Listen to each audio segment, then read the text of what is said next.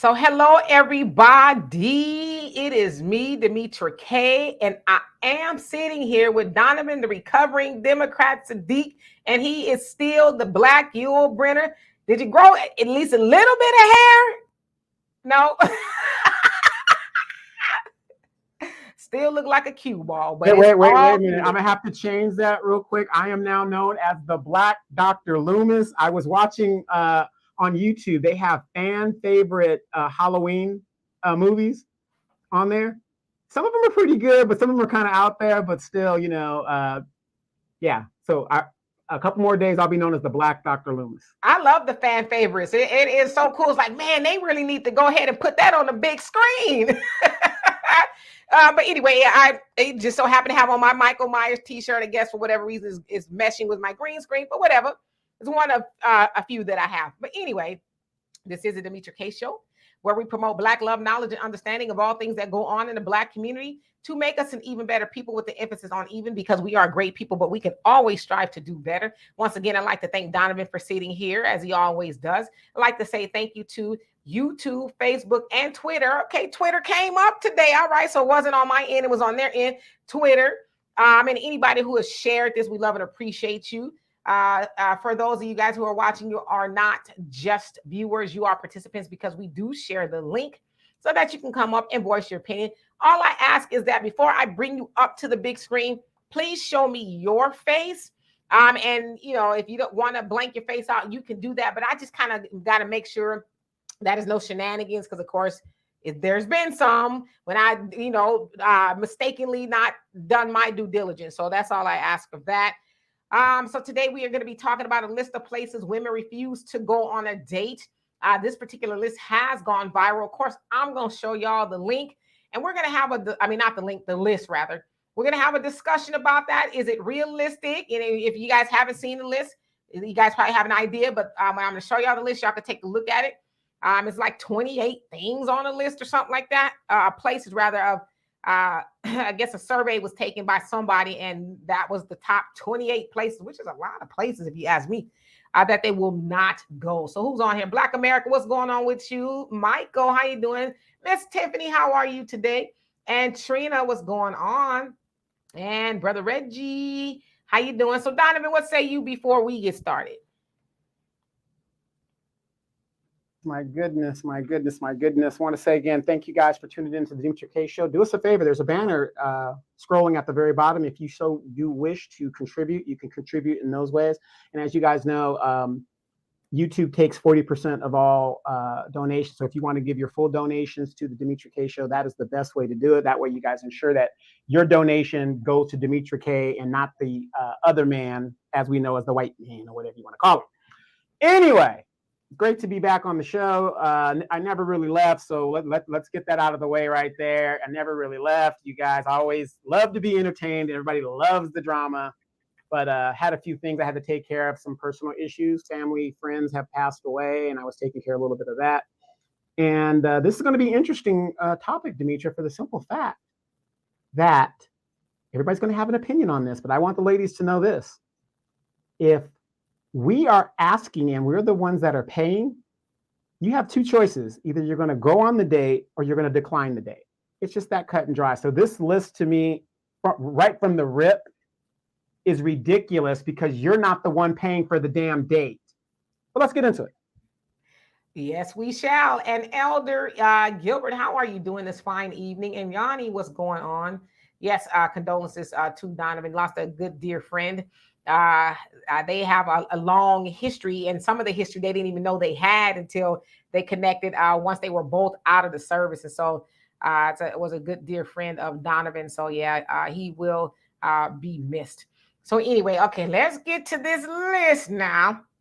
All right. So I'm going to put it up because it's not a video or anything. It's just a list. Actually, let me remove this so you guys can see the whole list. Okay.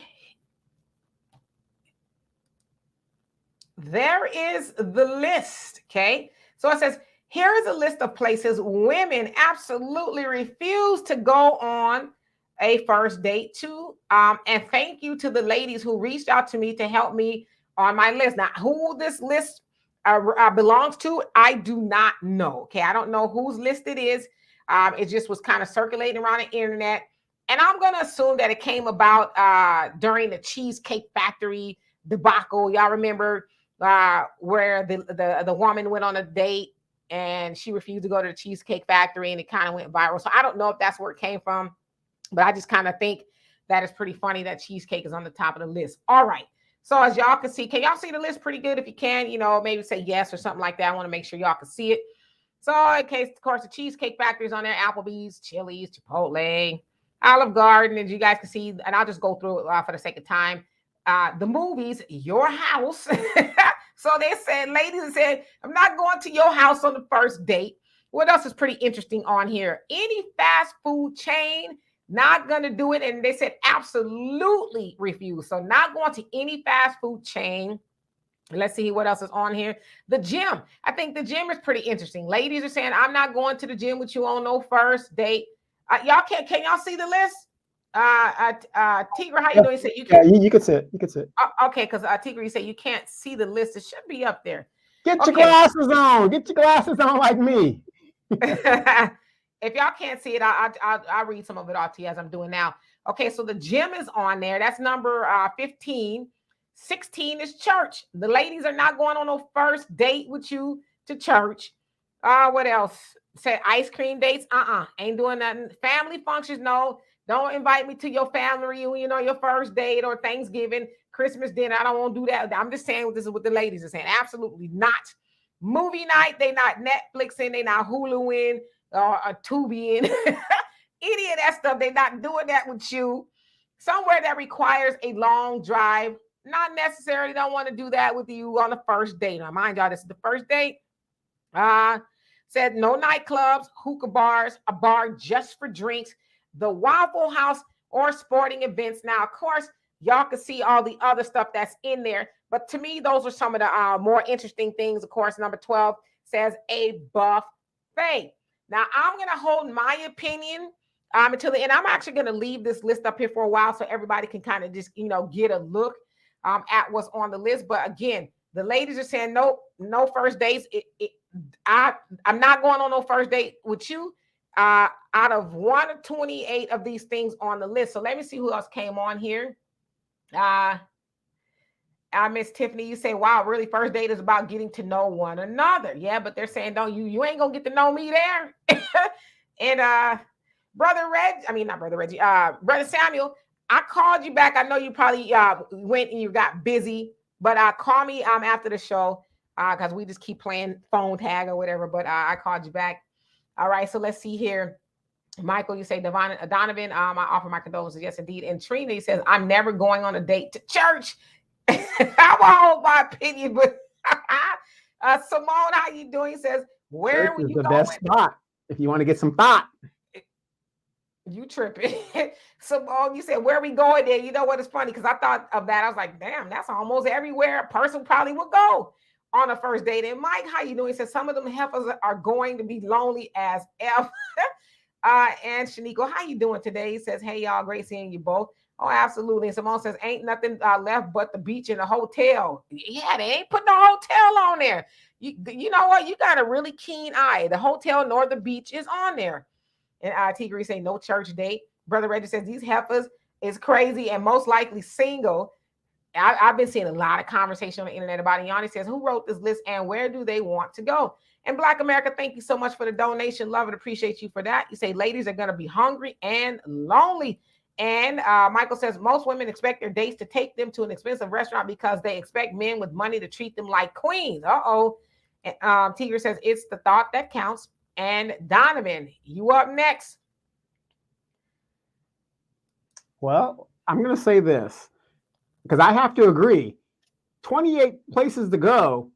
Where else can you go? I mean, if you don't want to do that so I can get to know you, where we're supposed to talk at work? I'm working. You're working. Where am I supposed to get to know you? See, that's the delusion of a lot of these women. Not all women, but a lot of these women. It's like, okay, you make this unrealistic place, but yet, if you don't want to go there, where do you want to go? Some place where I got to spend $300 to get to know you, like, you're this. Ladies, I'm going to be real with you guys. And I know you guys don't want to hear this. There's a lot of poontang out here. Okay. There's a lot of it. Matter of fact, you guys outnumber us. You guys have got to stop thinking after God made yours, he broke the mold. There's plenty of it out here. And it's women like whoever put this list out that is misleading all these younger women to go astray, whatever, is going to get them ending up being single and on their own and just doing whatever there is. You're not going to get no husband. You're not going to get anything. With a list like this where we can't take you any other place, I mean, the only other substitution is behind the back of a trash can. And let me hit it and I'll go about my business. And it's just transactional. Ooh. I'm going to put up the link in just a minute. It's interesting because I saw Shannon Sharp, and I probably should have put that video up here. Shannon Sharp, again, I think it was with Chad. I think that's who they have a podcast or something like that with. But he was saying back in the day, he didn't have a lot of money. I guess this is before, he became a football star and all that. He didn't have a lot of money, and he took a girl on a date, and he said that he knew he was just going to order something small so she could get something. So he said he ordered, I don't know, I'm paraphrasing at this point, something small like some soup or something like that. And then he and the waiter was waiting on her to order. And he was like, "Are you finding something on there?" And she goes, "Yeah, I'm just trying to find what goes with lobster." And he was like, "What?" Because, he's already kind of like not having no money. And then he said something like, "Oh, sex goes with lobster," or something like that. Like, he said this when he was younger.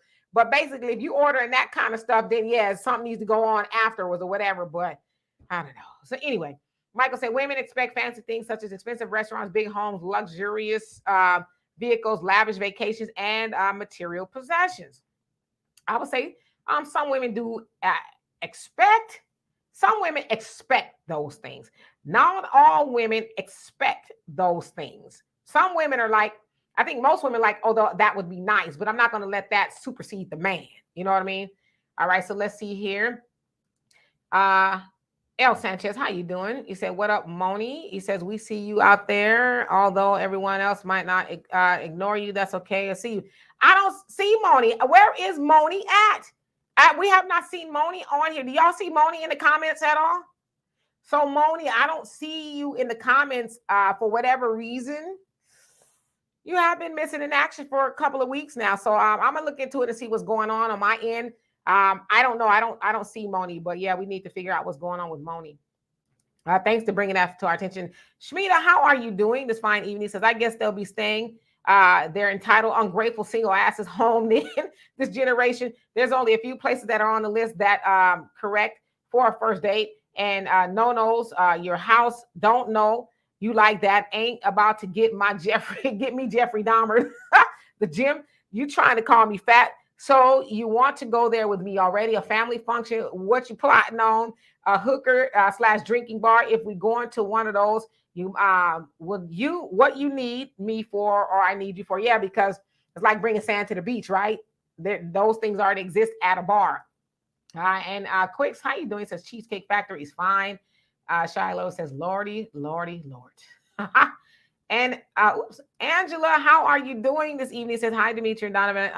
Hope I spelled your name right." He says, "Good seeing you. Not going to the guy's house, too risky. What about a horse and carriage ride around downtown in cities where that's an option? Wouldn't that be nice?" That's kind of expensive. I only got $20. What's going on here?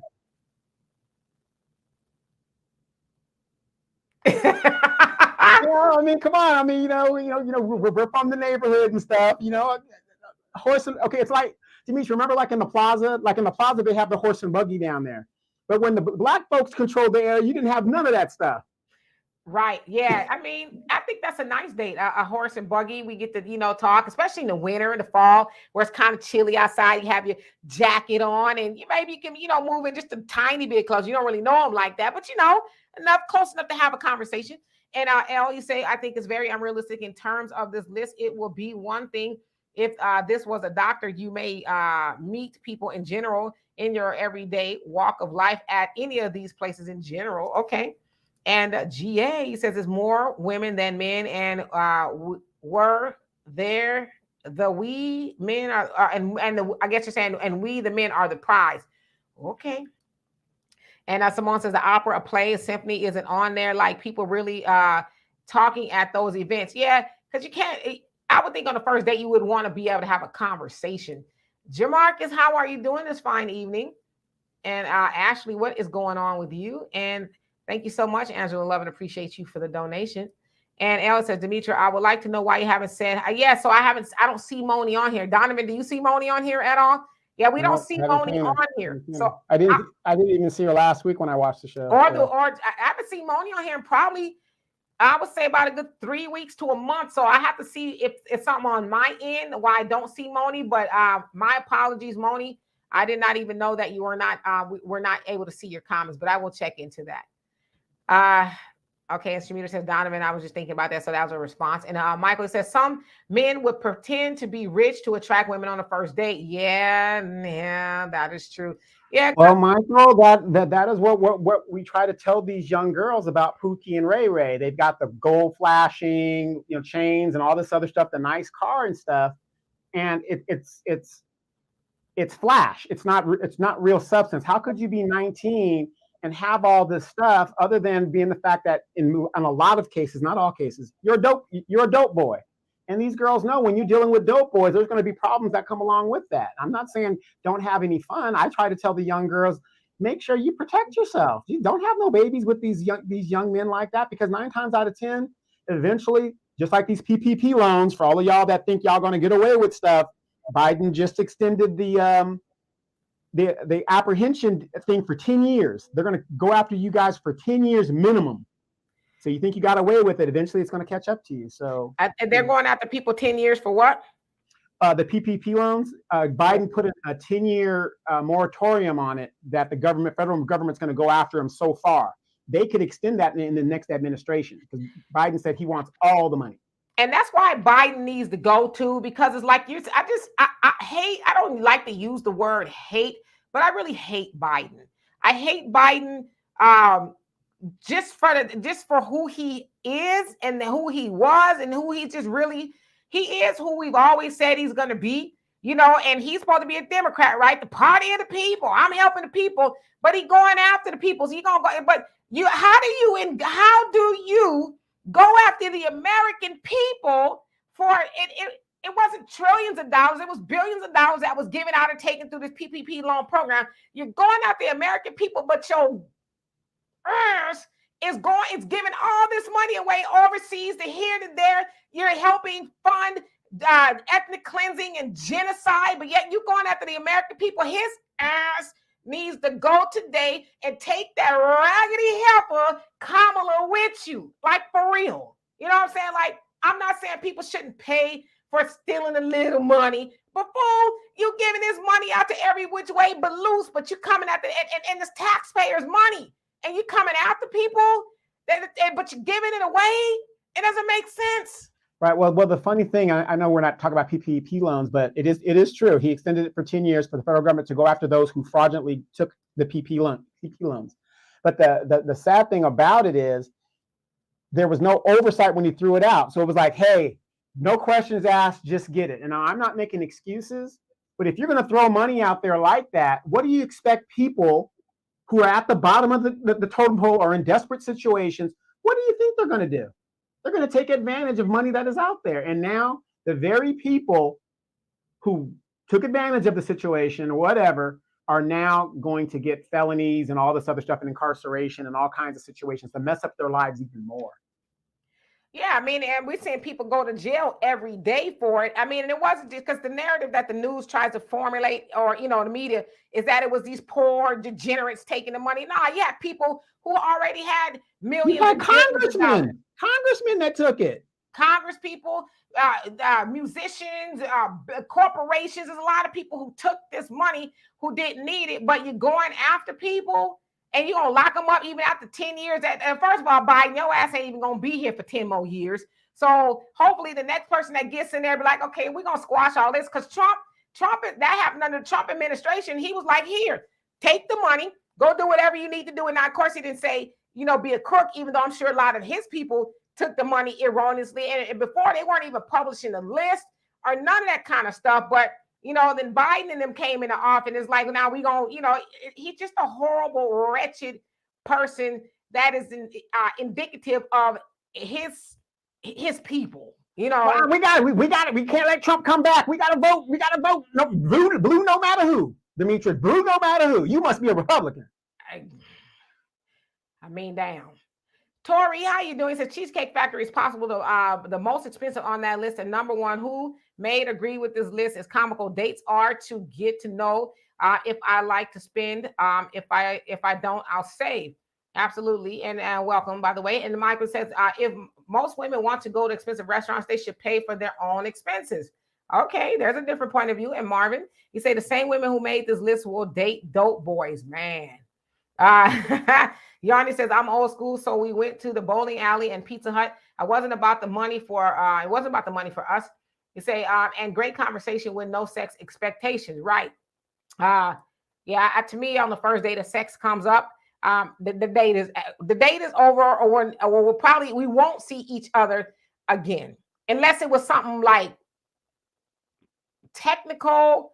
But if it was personal, then I probably wouldn't see the guy again. Because first of all, we having a conversation here up. We're not having a conversation here down. You know what I mean? I ain't never gave you, like, as a woman, I would never even give a man the indication that I'm all right to talk about that on the first date. You know what I mean? Especially at my big old age. You know what I mean? And Impervious, how you doing? He says, only Black community stress over this. You know how we do. And Ellie says, she just sent you a message and said hi. So apparently you must have gotten her taken off. No, listen. If I block people, it's like in real time. So I've not blocked Moni. I'll have to look and see if somehow she's on the block list. I do have moderators, but I can't see if any of the moderators blocking Moni. But I will check and see. But I put that on my mama. If I'm lying, I'm flying.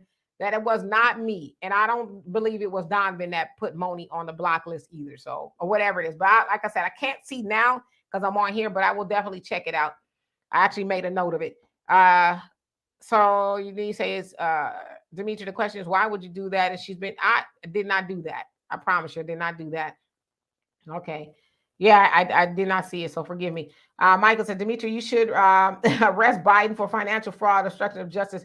I don't know how much power I have to do that to Biden, but trust me, if I could, I surely would.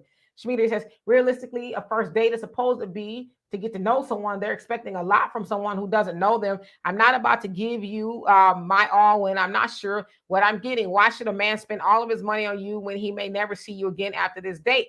I totally agree with you. And Simone says they can't catch people that are overseas because people that weren't in this country got loans too. Yeah, so it's just... It's like, why are you trying to punish the American people? He is just the evil. I think that's the Antichrist. I think the Antichrist has finally showed his face. And the Antichrist is Joe Biden. And his wench is Kamala Harris. Got to be. OG Patrice, how are you doing? Let's see. All right. So I see you, El. I'm going to take care of it. And Tori says, Demetri, what you're saying is making sense. Biden attacks Americans, but spend recklessly overseas. Yeah, but we need to see that. Like, this dude is going after his own people who are the taxpayers of the money. He's just here. Oh, Israel, you want to check? Oh, here, how much? That's all? Okay, I surely we could do more, right? He said, we trying to put us in and all that. And then, oh, Ukraine. Yes, how much do you need? Oh, immigrants? Oh, come on over. We're going to take care of you. Like he's saying it's this we thing. We're like, who is this we, right?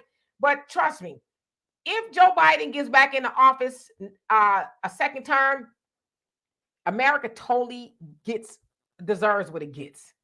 Well, unfortunately, I don't believe he will get a second term. I mean, Louisiana has already shown Black people, again, congratulations for you guys that are waking up.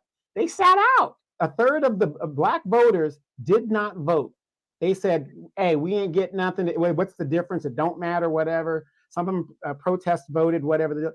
I mean, the writing's on the wall, but you would think that the Democratic Party, if they are for the people, whatever, if you really think that they're for the people, you would see that they see that we need Black people to vote, and they would acquiesce. They would give in. Acquiesce. Acquiesce to what Black people are asking and demanding. Earlier today, I did a video cast on Matt Gaetz and the Crazy Eight. And I'm just going to say this real quick, just to be real quick. I want you guys to understand this. When you hear a Democrat tell you, well, we can't do nothing, we got to vote more Democrats so we can get what we want to get, that is total BS. Because Matt Gaetz and 8 people shut down the federal government. 8 people, the minority, shut down the federal government by taking the speaker out. So that tells you, you do not need a majority to get what you want. And then I don't blame them for shutting down the government. What better chance are they going to have to get what it is they're demanding as a small group than right now? They have all the leverage right now. So when you got 64 CBC members and there's only 5 votes, 5 Congress members that control who gets control of Congress, why doesn't the CBC use their leverage to demand what we want? 2 Asian Pacific senators were able to get an Asian crime bill based on Joe Biden. If you don't give us what we want, none of your legislation is going to pass. And guess what? They got a crime bill on the first try. So you guys think about that. Moni, I see you now, so I don't know what happened, but you're here. You say, welcome back, Donovan. I hope you can see my message. I've been really missing you. I hope that you will start doing some lives. You bring a lot of great topics. I've been one of the first to say hello. Yeah, this is the first message that I see of you, so I don't know what happened, but we are glad you are back nevertheless. Yes, Moni is a one of the, I say, first supporters on the show. So yeah, absolutely. We love you here. So we would not get rid of you for anything, even though you accuse us of being Republicans. Brother Reggie, you say segregationists, Biden and the list making heifers all need to go. So they need to go right with them. You crazy. Okay, let's see here. Yep. Moni, see, yep, we see you. We see your messages. And so you're talking to Tori. And you also say we need to do what the Crazy Eight did to get our reparations. Yes, indeed. And Fly Guy, how you doing? All is well. Hope all is well with you as well. And Star Child says, I didn't vote for Biden. If he run again, I'm not voting for him. Yeah, he's toast. Latrell, how you doing? Says, this list is stupid. The high-class women will be lonely and alone. Oops. And let's see here. And Jay, how you doing? Says, Gates and his crew forced the vote. Yeah, wasn't he supposed to be up out of there too? Because he, got some issues. But y'all see how they, just turn a blind eye to the things that they're doing. I mean, he's literally like the white R. Kelly up in there. You know what I mean? The funny thing is Mike McCarthy, who protected him from California, didn't want to pursue ethical charges or whatever the deal is. And Matt Gaetz got him out of there. Ain't that something? Yeah, thanks for helping me out. But, for you, I'm going to stick it to you. Yep. Hello, Stacy. How you doing? Says, so you're speaking to Mike. Yeah, I saw that. Mike said he cooked some oxtails and stuff, and I took it to his date to the park. That's what I'm talking about. You're like, and you cooked, okay? But yeah, that is very sweet. Now I want to go back to this comment too. Let me see if I can find it. Which I thought was very interesting. Let's see, where did it go? But I saw someone, I'm trying to find it. Somebody said their friend didn't, she was about to pass up a coffee date. And you talked her into OG. Yeah, I talked her into going. And then it turns out they've been married, I think he said 25 years. It turns out that he's wealthy and he was wealthy then.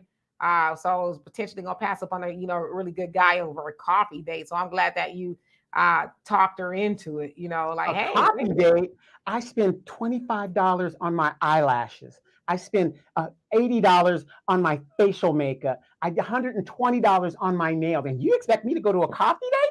No. Brina, how you doing, by the way? He says, who wrote this list and tried to speak for all women? We know the Cheesecake Factory is a skit. Yeah, well, people are saying it's a skit. Some people are saying it's not. It's hard to tell nowadays. Well, not really. Well, here's the thing, though. Here's the thing. I'm going to cut you off. Here's the thing about if it's a skit or not. The question is, skit or not, is there some truth in what they're trying to portray? If it's a skit, they're trying to put out a certain type of message, and it's got a certain reaction. So that's what you got to kind of look at. If you think it's a skit or not, whatever. Are there some women out there, and it might be a small few, that thought the way this young lady thought? Maybe. But then look at the man side of it as well. You know, if you were treated that way and you took a lady that acted that way, fellas, how would you react? Yeah, Moni, I promise you, there's nothing. I'm not doing anything. I'm trying to put the link up. So you Yeah, guys want yeah, to it's kind of, I see her in the overall YouTube chat line, but I don't see her on YouTube specifically.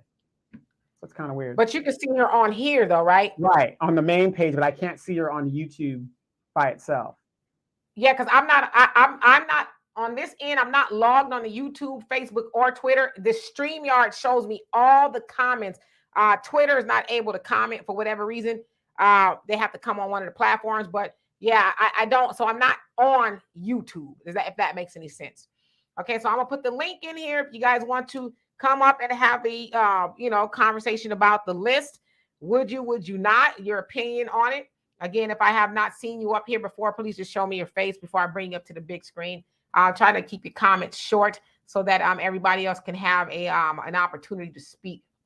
And if you've been up here kind of on a regular basis, let's see if some new people will come up. But I guess basically everybody is welcome. I guess that's what I'm trying to say, I think. All right, so let's see here. And Moni, you say, I'm not voting for none of these people. They all are liars and crooks until you vote for reparations. I will not be supporting them ever again. I'm tired of Tabitha saying go blue. Now, who's Tabitha? Who is that? Bring you up here. And I'm going to move this list, you guys. So by now, you guys have kind of seen the list so that I can see everybody come up here. And how you doing, OG? Give me 1 second. And that Tigger, you say it's about the vibe on a date, not the food. It's the vibe, how you vibe with a man. And Simone says some women are ungrateful. Yes, indeed. And Michael says bold Republicans can teach Democrats to fight hard and not settle for less. Republicans are about going bold and negotiating second. I totally agree with you on that. Tori says, Donovan, right, just because it's a skit or not, if you look at the comments, a lot of women agree, shaking my head. Yep. Apollo, how you doing? It says, interesting. Christian women don't want to go to church on the first date. A lady, how you doing? It says, never telegraph your dating requirements. It says, like this, people will use them to get to you. Let him tell you how he normally treats a woman. I think that's an excellent point as well.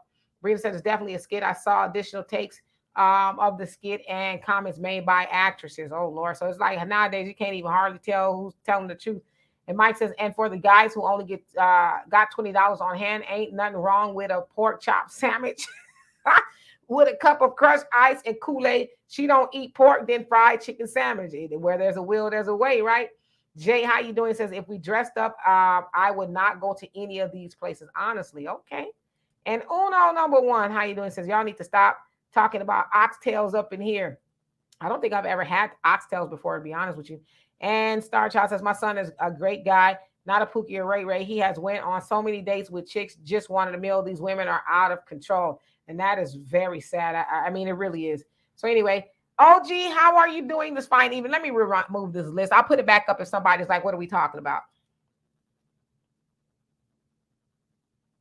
You there? The OG.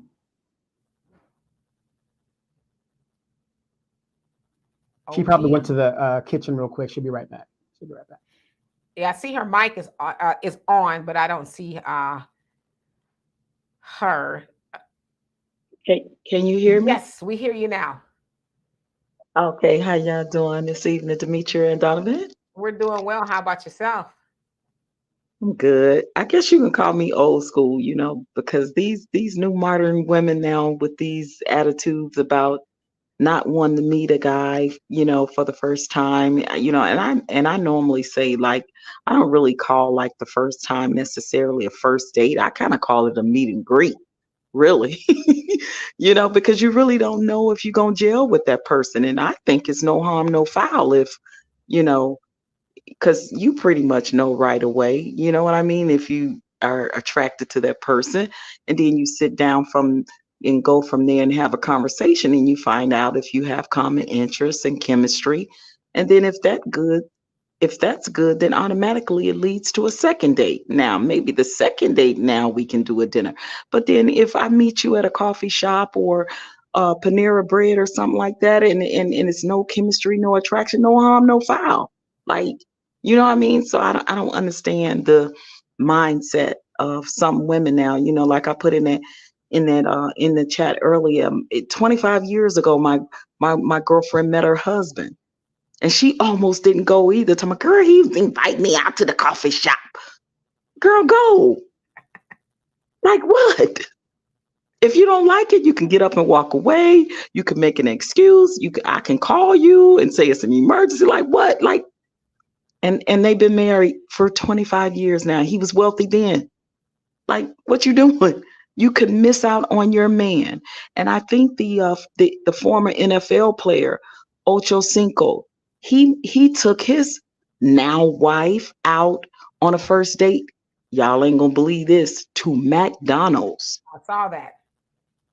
McDonald's, and she ordered a salad because that was the only thing on the menu that, you know, was suffice to her, right? But he was doing it to test her as a woman. And some men unfortunately will do that because that man is wealthy. Men don't want to know that you just want them only for their wallet, right? You know, so what are some of these women doing? And he said he knew that she was the one, and they are married now. Well, let me ask you this, OG. There was an old saying that just because you can doesn't always mean you should. You see what I'm saying? So a lot of these younger women or people like that, yeah, you could order the biggest thing on the menu, which is great, but does that mean you should? Just because you can, right? Right, Donovan. Exactly. I agree. I've went out on expensive dates with guys to restaurants, but just because the restaurant is upscale and the menu is all high price, I didn't order the most expensive thing on the meal. If I wanted baked chicken, I ordered baked chicken. Like, what we doing? Right, but also as an old school person, I'm not trying to, be disrespectful to anybody, their circumstances.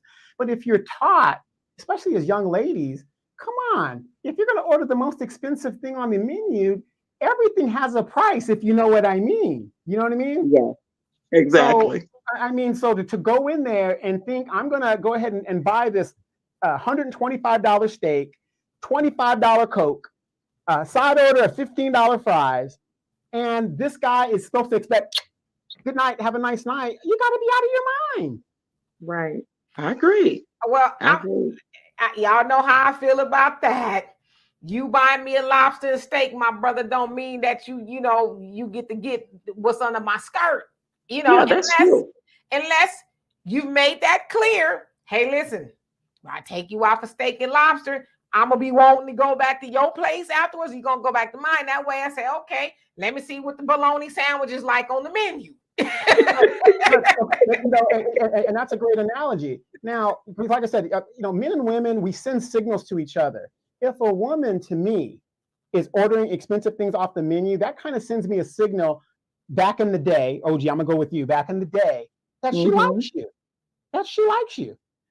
It's going well because, a real woman, just because you can, doesn't mean you would. You know what I mean? If you had anything about yourself. So it's like you're sending a signal. So I wouldn't mind paying for the thing if I know there's going to be a second date. That tells me, not that I'm going to get sex, but, oh, wow, I might see her down the road. That's kind of telling me, oh, she kind of likes me. We have a good rapport going on here. So maybe there's a second date coming down the pipe. Now, if the girl's like, no, I just want some salad and just the water, that tells me right there she's not interested. Exactly. And that's the idea, is that if you have attraction and chemistry, is to get to the second date and then the third date. I mean, if you're more concentrating on where the guy is going to take you, how the menu looks, and how much he's going to spend on you, you already going in with preconceived notions that are nothing but you want that man to leave with his wallet. And, and I'm kind of tired of, the nuances of how black men especially black men need to stop leading with their wallets or their penises, because they tend to do that, and that's sending the wrong signal to the women. And a lot of these younger, I'm gonna say the younger generation of modern women, you always talking about how independent you are. You got your own money, you got your own this, you got your own that. How about get your own meal? How about that? How about splitting the meal with a guy sometimes? Surprise him. How And about paying for the meal sometimes? And I mean further down into the dating pool or relationship. There's nothing wrong with that. but the thing too is, like you said, stop leading with your wallet and your other thing. But I That think, part. yeah, everybody involved, the man and the woman, needs to make it clear. The purpose of us hanging out is to get to know each other. It's not, unless the man he's got it like that, he wants to do that. And I've always said, I don't think men should take a woman out to an expensive dinner on the first date. I don't think a man should take a woman anywhere like that unless she is now his woman. That's the kind of money you spend on your woman. But if I'm getting to know you, yeah, we're going to have some coffee, or we might go somewhere that's decent, but I'm not going to go below no whole paycheck on you and I don't know you.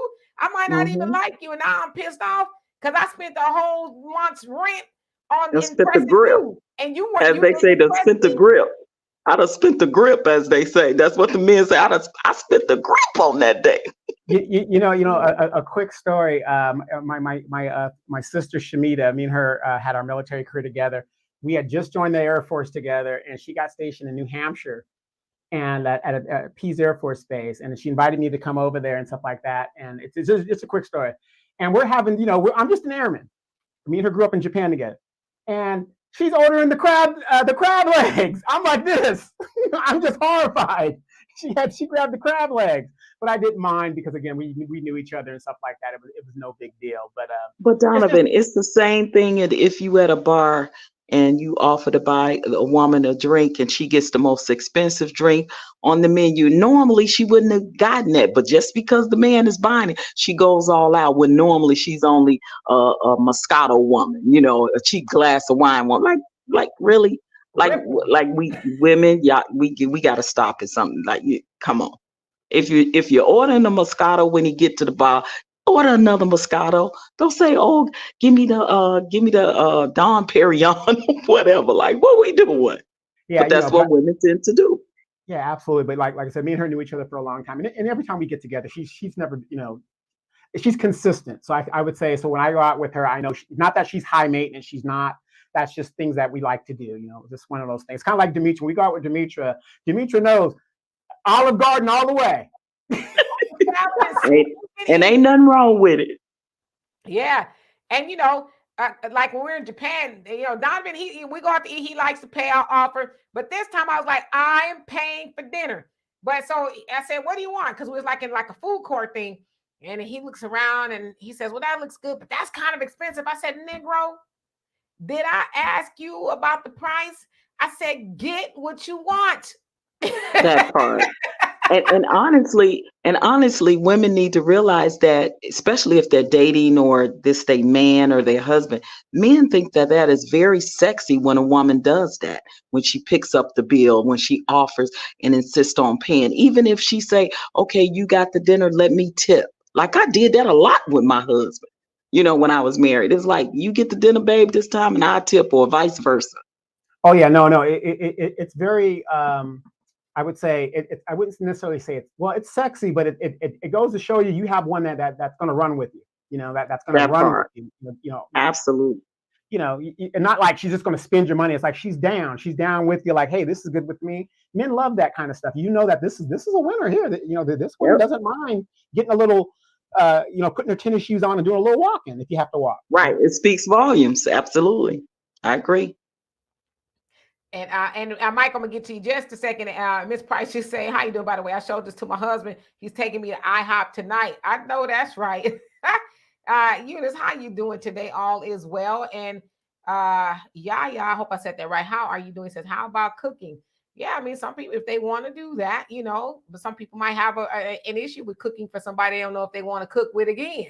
Well, yeah, and you have to remember, the sign of the times. I mean, you got people that you don't know who they are. They might snap. I mean, there's been a lot of ladies that have been disappeared, sex trafficked, or whatever because the sign of the times that we're in today. So it's just like in the Cheesecake Factory skit. Remember, supposedly she had to wait. The guy had to wait an hour downstairs because she didn't know him like that. So I could kind of understand why a lot of people don't want to cook and you just met this person and all that other stuff. Yeah, I mean, having somebody come back to your house and go back to somebody's house you don't know, that's kind of iffy. So, Michael, what's on your mind today? Oh man. Sorry, excuse me. Sorry to lie. You guys make me laugh today about this Cheesecake Factory dating the list of 28 restaurants that women don't want to. That's the list. Excuse me. That is the list. Excuse me. Sorry. It sounds funny and ridiculous that most women have this expectations about where not to go on a first date. They want to go to like a very nice restaurants, upscale, up class, and what they don't realize that when you go to these upscale restaurants, especially on a first date, there's actually a very strict dress code, especially for women. I know like some women want to reveal something, appealing. Let me put it this way, right? But they don't realize that when you go to these upscale restaurants, you're gonna have to address accordingly. And so men know this, very well because they vet the restaurants, they observe what people wear, and so they have this expectation that women should dress um, accordingly. But anyways, what you guys are saying kind of remind the movie Down to Earth. I'm sure you remember Chris Tucker, Regina King, when Chris Tucker was dressed as Mr. Wellington, the wealthiest white man, and he had a crush on Asante. And instead of taking her to like a very expensive restaurant, they went to a restaurant in the streets. And she was really surprised that how could Mr. Wellington, so wealthy, take me to something that's not upscale. And then Chris Rock or Mr. Wellington saying Rough Riders Roll, DMX. That made me laugh. So, Michael, on your ideal date, where would you take a woman? Me, personally? Mm-hmm. That's a great question. If I don't know a woman to on a first date, I would take her to something decent but not expensive. Maybe to like a mom and pop restaurant per se. Definitely like I said, definitely not fast food, definitely not. Because fast food is like how you gonna have time to converse when you focus on eating the hamburger, drinking soda, eating French fries. So definitely decent. If the first date goes very, very well, and then she says yes to a second date, then maybe take her to like an upscale restaurant, or I'll just cook for her on a second date. Okay. So I'm gonna put this link up if anybody else wants to come on. Yeah, well, let me cut you off real quick. Sure, The no, go funny ahead. thing about Demetria is like, her being a vegan, it is so difficult to find something for this woman to eat. Even we're in Japan, you're in a land that eats mostly fish and vegetables. And we were just, it was terrible. But the good thing about dating a vegan, because there's not a lot of places for vegans to eat, you really go really cheap. So if we really are hungry, we have to eat. Hey, Demetria, get you a salad and call it a day. I mean, and some bread. That's all you can do. And because I am, and I'm mostly plant based, but so even when I go out to eat, I try to find stuff that's plant based. But I'm like, well, y'all go find what you want, and I'll find something that I can eat on the menu, right? I'm one of those people. I don't like to make a big fuss over me because I know that my diet is a little bit differently from everybody else. So I never, ever want anybody to make a big fuss over me. Go get what you want, and if there's something on the menu I can have, whether it's a side salad or something like that, then I'll do that. But yeah, I don't know. I just don't like to be difficult, if that makes any sense. Yeah, and it also is fine if a man asks a woman, prior to what's her favorite dish, what's her favorite, style of food that she likes. If she's allergic to anything, it's just kind of always good to know those things because you never know. You could take her to a restaurant and they may cook all of their stuff in a certain oil or with certain seasonings. So that's become very popular too because people have food allergies. So and there's nothing wrong with asking her what's her favorite meal. Do you like Italian? Do you like Mexican? Or whatever, and then kind of go from there as well. Yep. And I want to answer this. And Uno, number one, he says, did anyone hear about the woman who recently went viral for ordering 48 crab legs on a date? And the date excused himself to go to the bathroom and never came back. I did hear about that. I think ordering, I'm not a crab leg person, so I don't even know how that you order that or anything like that. but it sounds excessive. It sounds like she ordered some other stuff as well. So it's like you go on a date, and it sounds like maybe it was a first date. You go on a date and do that. That is giving a girl's gotta eat, right? No matter what, if I'm vibing with him or not, I'm gonna do the most. And it's like, regardless of how much money he may or may not have, it's very inconsiderate for you to sit up. And it's not, back in the day, like on this movie, Gone with the Wind. You guys have seen that. Of course, they took it down after, what happened with George Floyd, because it's kind of a racist movie. But anyway, as Scarlett O'Hara was getting ready for a date, they were lacing her up and everything. And they were like, did you eat? And she says, no, I'm going to, go eat on the date. And there's like, no, you eat here, because on this date, or whatever they called it back then, you want to eat like a bird. Basically, no man wants to sit across the table from you and you. Chowing down. That's like that's like going to a buffet, all you can eat. Yeah. So, but whatever happened to that? I would feel weird sitting up there cracking open 48 crab legs. So you do, huh? Yeah, I didn't hear this story. I heard the one about the skit with the lady with the Cheesecake Factory thing that went viral, but I didn't hear about the crab leg one. But listen, I have known females to take doggy bags home, after they go on a date with a guy, and get meals for their kids to take home. Like they take them home. A skit of a woman that was trying to make the guy buy a steak, whatever, for her kid. The guy was like, "How old's your son?" "Oh, he's 8 years old, and he's eating steak." Yeah, the guy was like, "No, I'm not paying. So yeah. Right. So now I gotta date you and your kid on the first go round, or it's crazy. Yeah. So I just think, as a lady, if you're going out on a first date with somebody else, I don't know. I just don't think you should do those things. That was definitely giving come up. I'm a come up. It's just, to me, it's just so uncouth and just classless for you to sit up behind.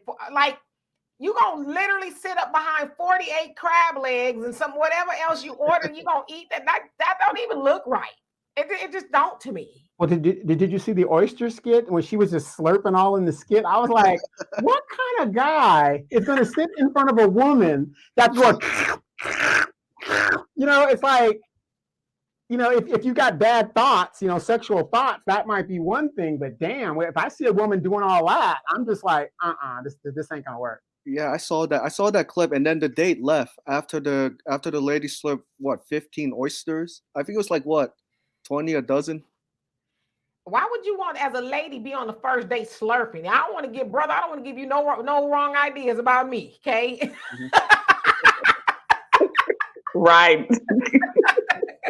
Like, what do you guys think when two couples go on a date at a buffet? That's not the way to go, right? Okay, so I'm gonna put the list up, okay? I'm gonna put the list up, and I'm gonna get back in these comment sections.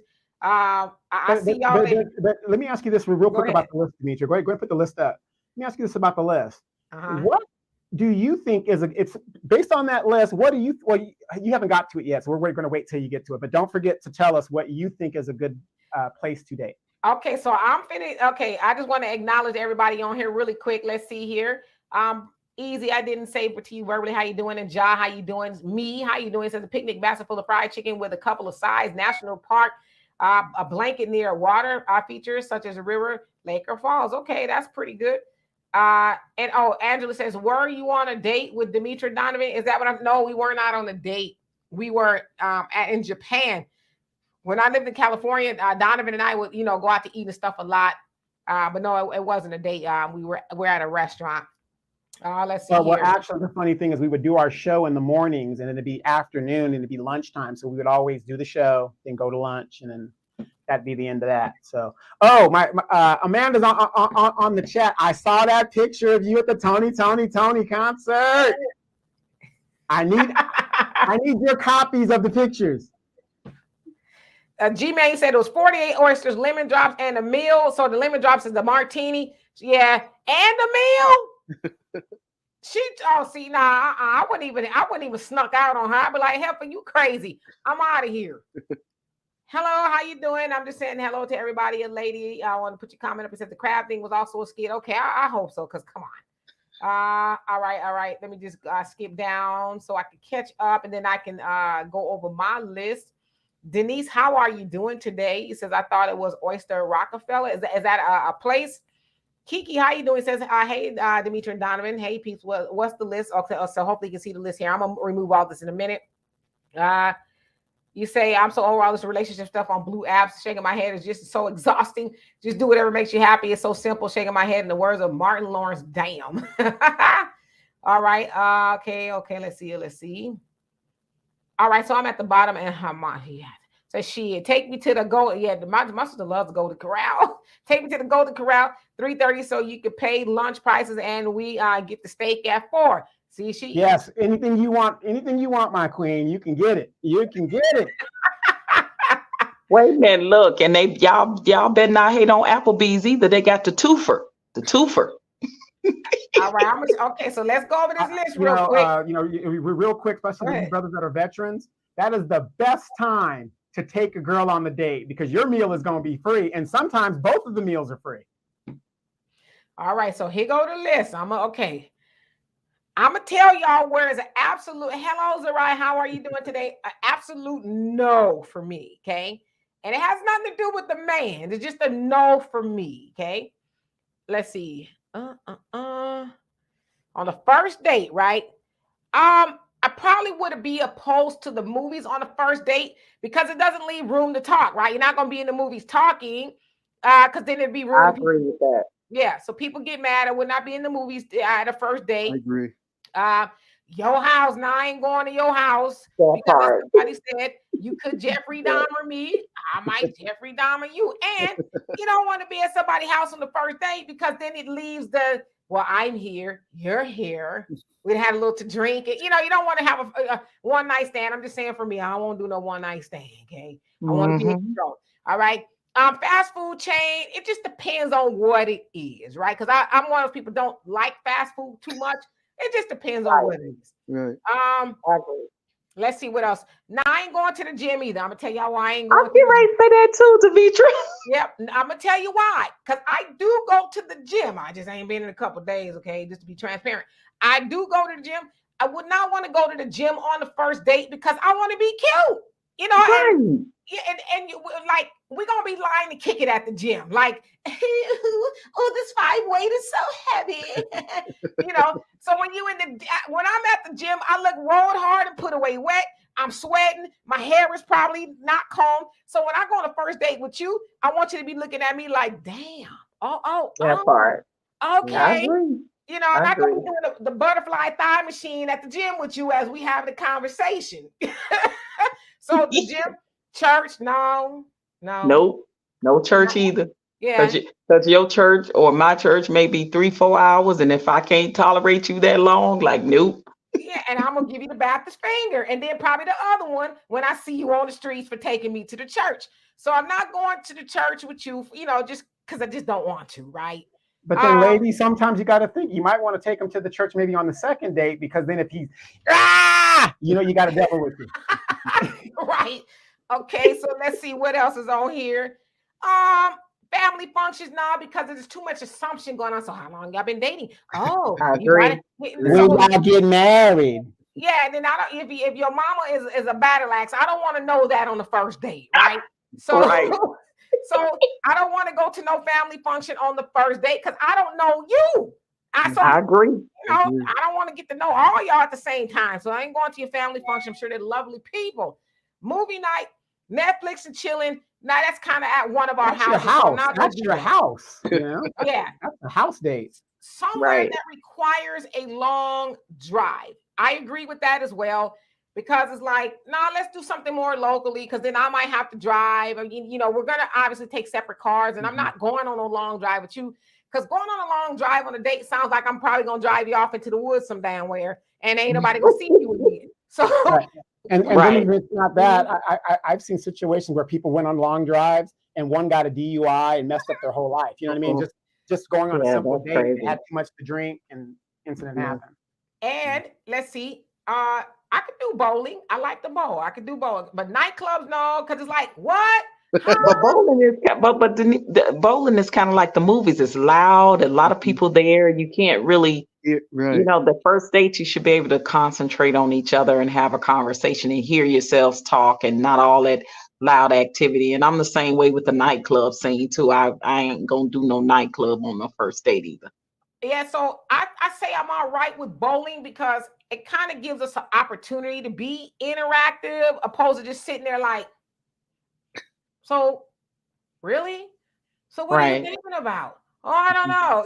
So it kind of gives us something to do, but we can still have a conversation, have some friendly banter or that. So I'm not opposed to bowling. Nightclub, no, as I said, I'm not going to no nightclub with you because it's like taking sand to the beach and we hollering over the DJ and all that other Oh stuff. yeah, and then you have That's the competition thing with all the in. Like, hookah hey, you boxes. remember those all nighters, Demetra, where the girls are in there, that the same faces, and like you might be with the dude, and then you got the girl mean mugging you and all this other stuff. It's like, no, you don't take them over that. Right. Yeah. And then the hookah bar, no, we Nope. not listen. Just me personally, no shade to anybody do hookah.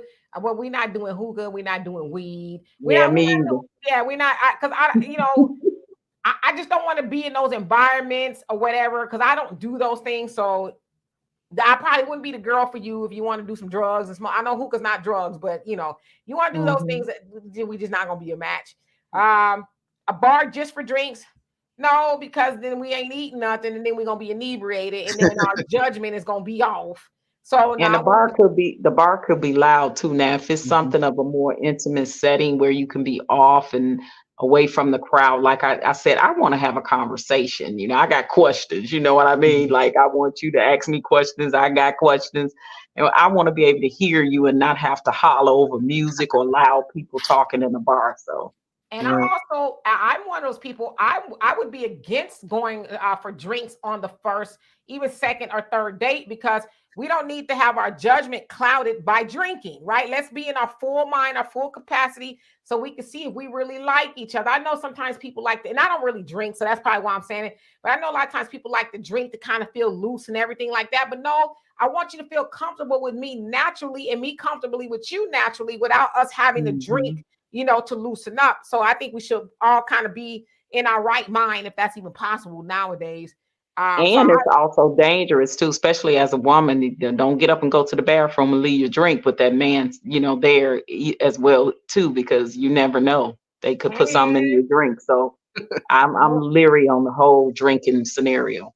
Don't and fellas, be careful. Y'all see, I got a little microphone.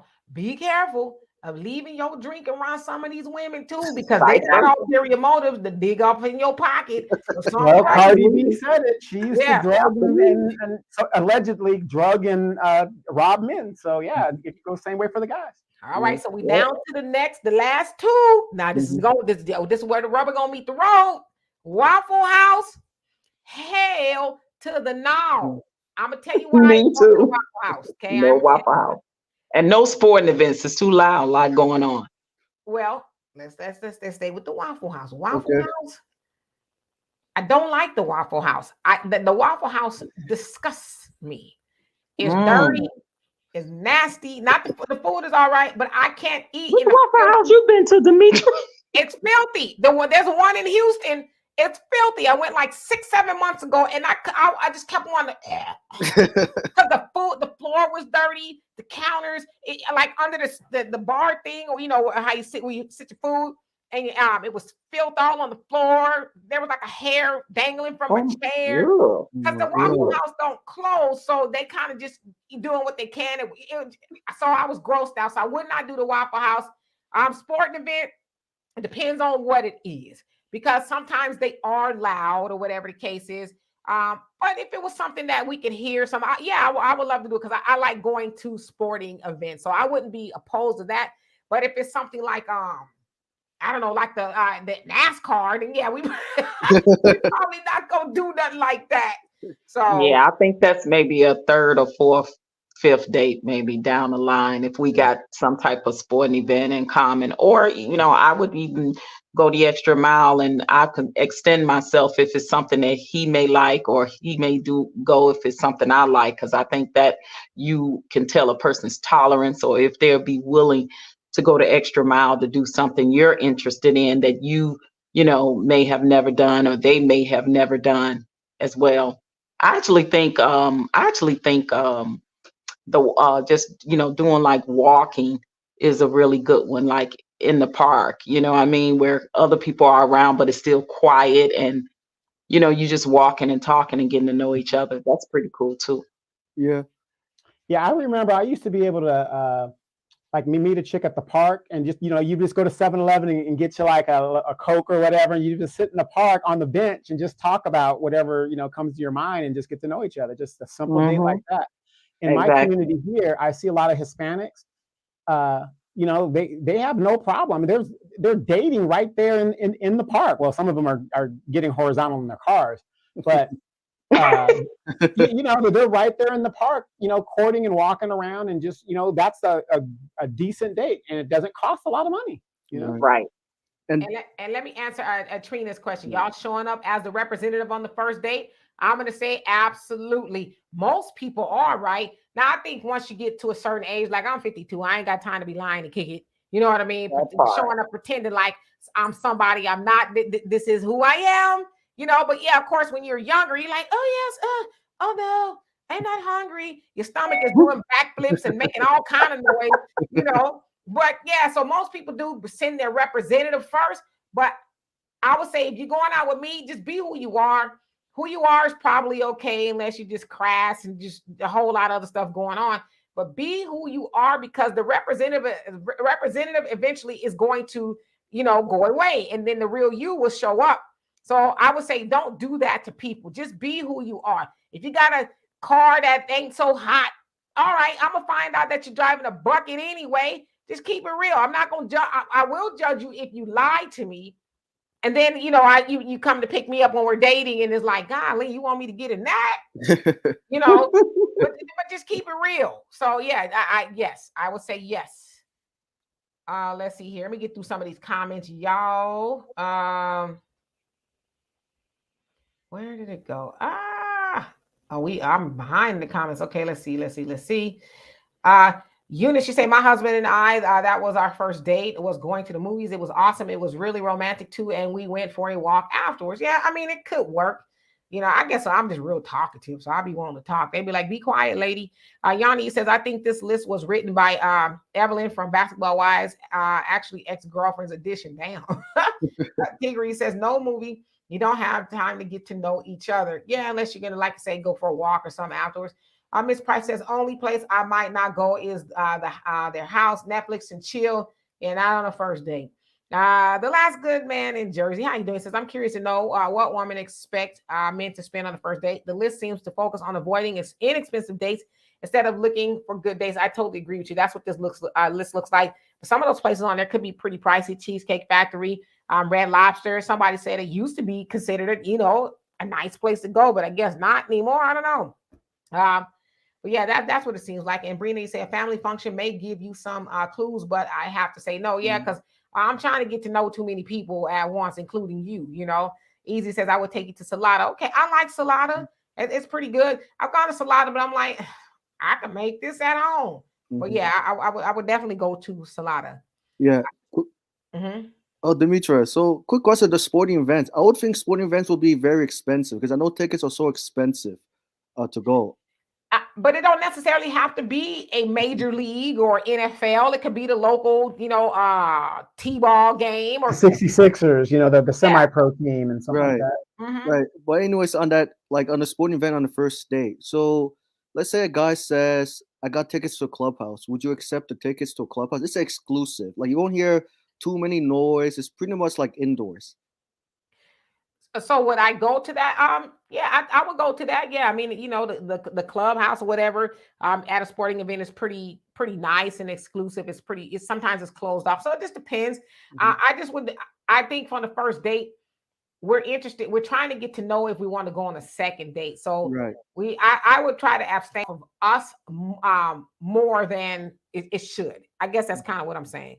I see. I'm gonna give you ladies a tip. If you want to go on a good sporting date where you can do all of those things, get to know each other, there's not a lot of loud noise, and it's kind of an upward class type of people. You're not dealing with, you know, Joe Sixpack and those guys, the blue collar guys. Go to a golfing event. PGA, Yeah, a pro golfing event, because everything.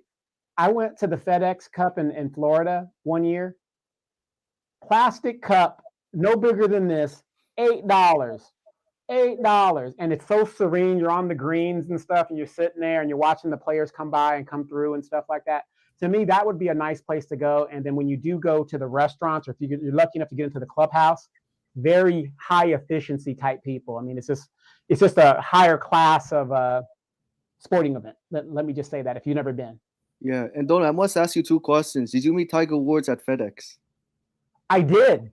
Actually, I did. I took a picture with him. Actually, I did. And I was trying to give him some golf tips. Like, hey man, you need to use a 5 on, going out. So.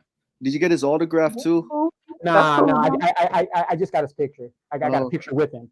So. Right. And second question is on the date. Does your date have to be a Cowboys fan? I know it's a silly question. I'm asking. No.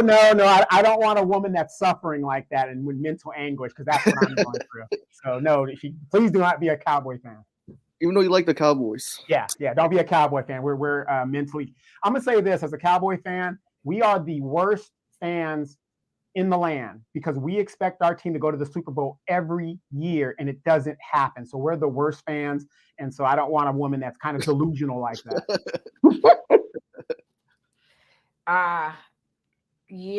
Absolutely. I mean, I don't know. And Brina says, I thought the Waffle House meant any type of Waffle House. That's an actual restaurant. Yes, it's called the Waffle House, and it's open 24 hours. It never closes. It always seems to be jam-packed with the people, standing room only. And so they don't have an opportunity to really just like clean it. You know what I mean? Once somebody gets up, they wipe the table off really quick, and then you get to sit down. So I'm just one of those people. I'm also one of those people, as I don't like to go into the restrooms of the places I eat, and which I probably should if you think about it. Because if I see something, just even a little bit of something that's off, I'm probably not gonna want to eat there. You know what I mean? So I ate there for the first time last year, and I wasn't impressed at all. So I feel you on that. Yeah, you can. I don't know. Waffle House, and then that might check me off on a lot of people wanting to go out with me. I'm sorry, but Waffle House, I never ever want to even drive by one again. Angela says, I like me's suggestion of picnic, weather permitting. That's the best fit for the weather, just not in Central Park.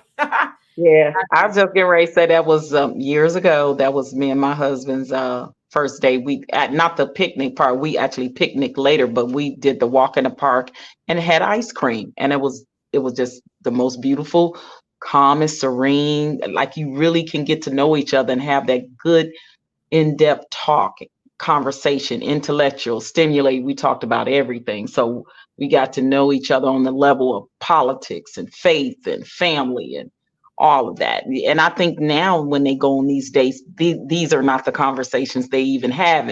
And then you find out that you're not compatible in a lot of ways with the other person, whether it be by culturally, religion, politics, or whatever. And those are deal breakers for some people, right? Yeah. And, I must tell you guys this about me. I'm not like regular people.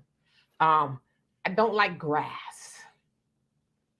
I have a phobia of grass. And it's weird. I could cut the grass. Like if it's my own grass, I could cut the grass, but I don't like grass. Like if I have to walk on grass, I will walk on the street and then go to the sidewalk when the sidewalk comes up. It's just, I don't know where I got that from.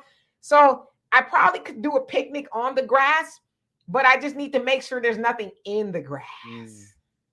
Like people let their dogs do.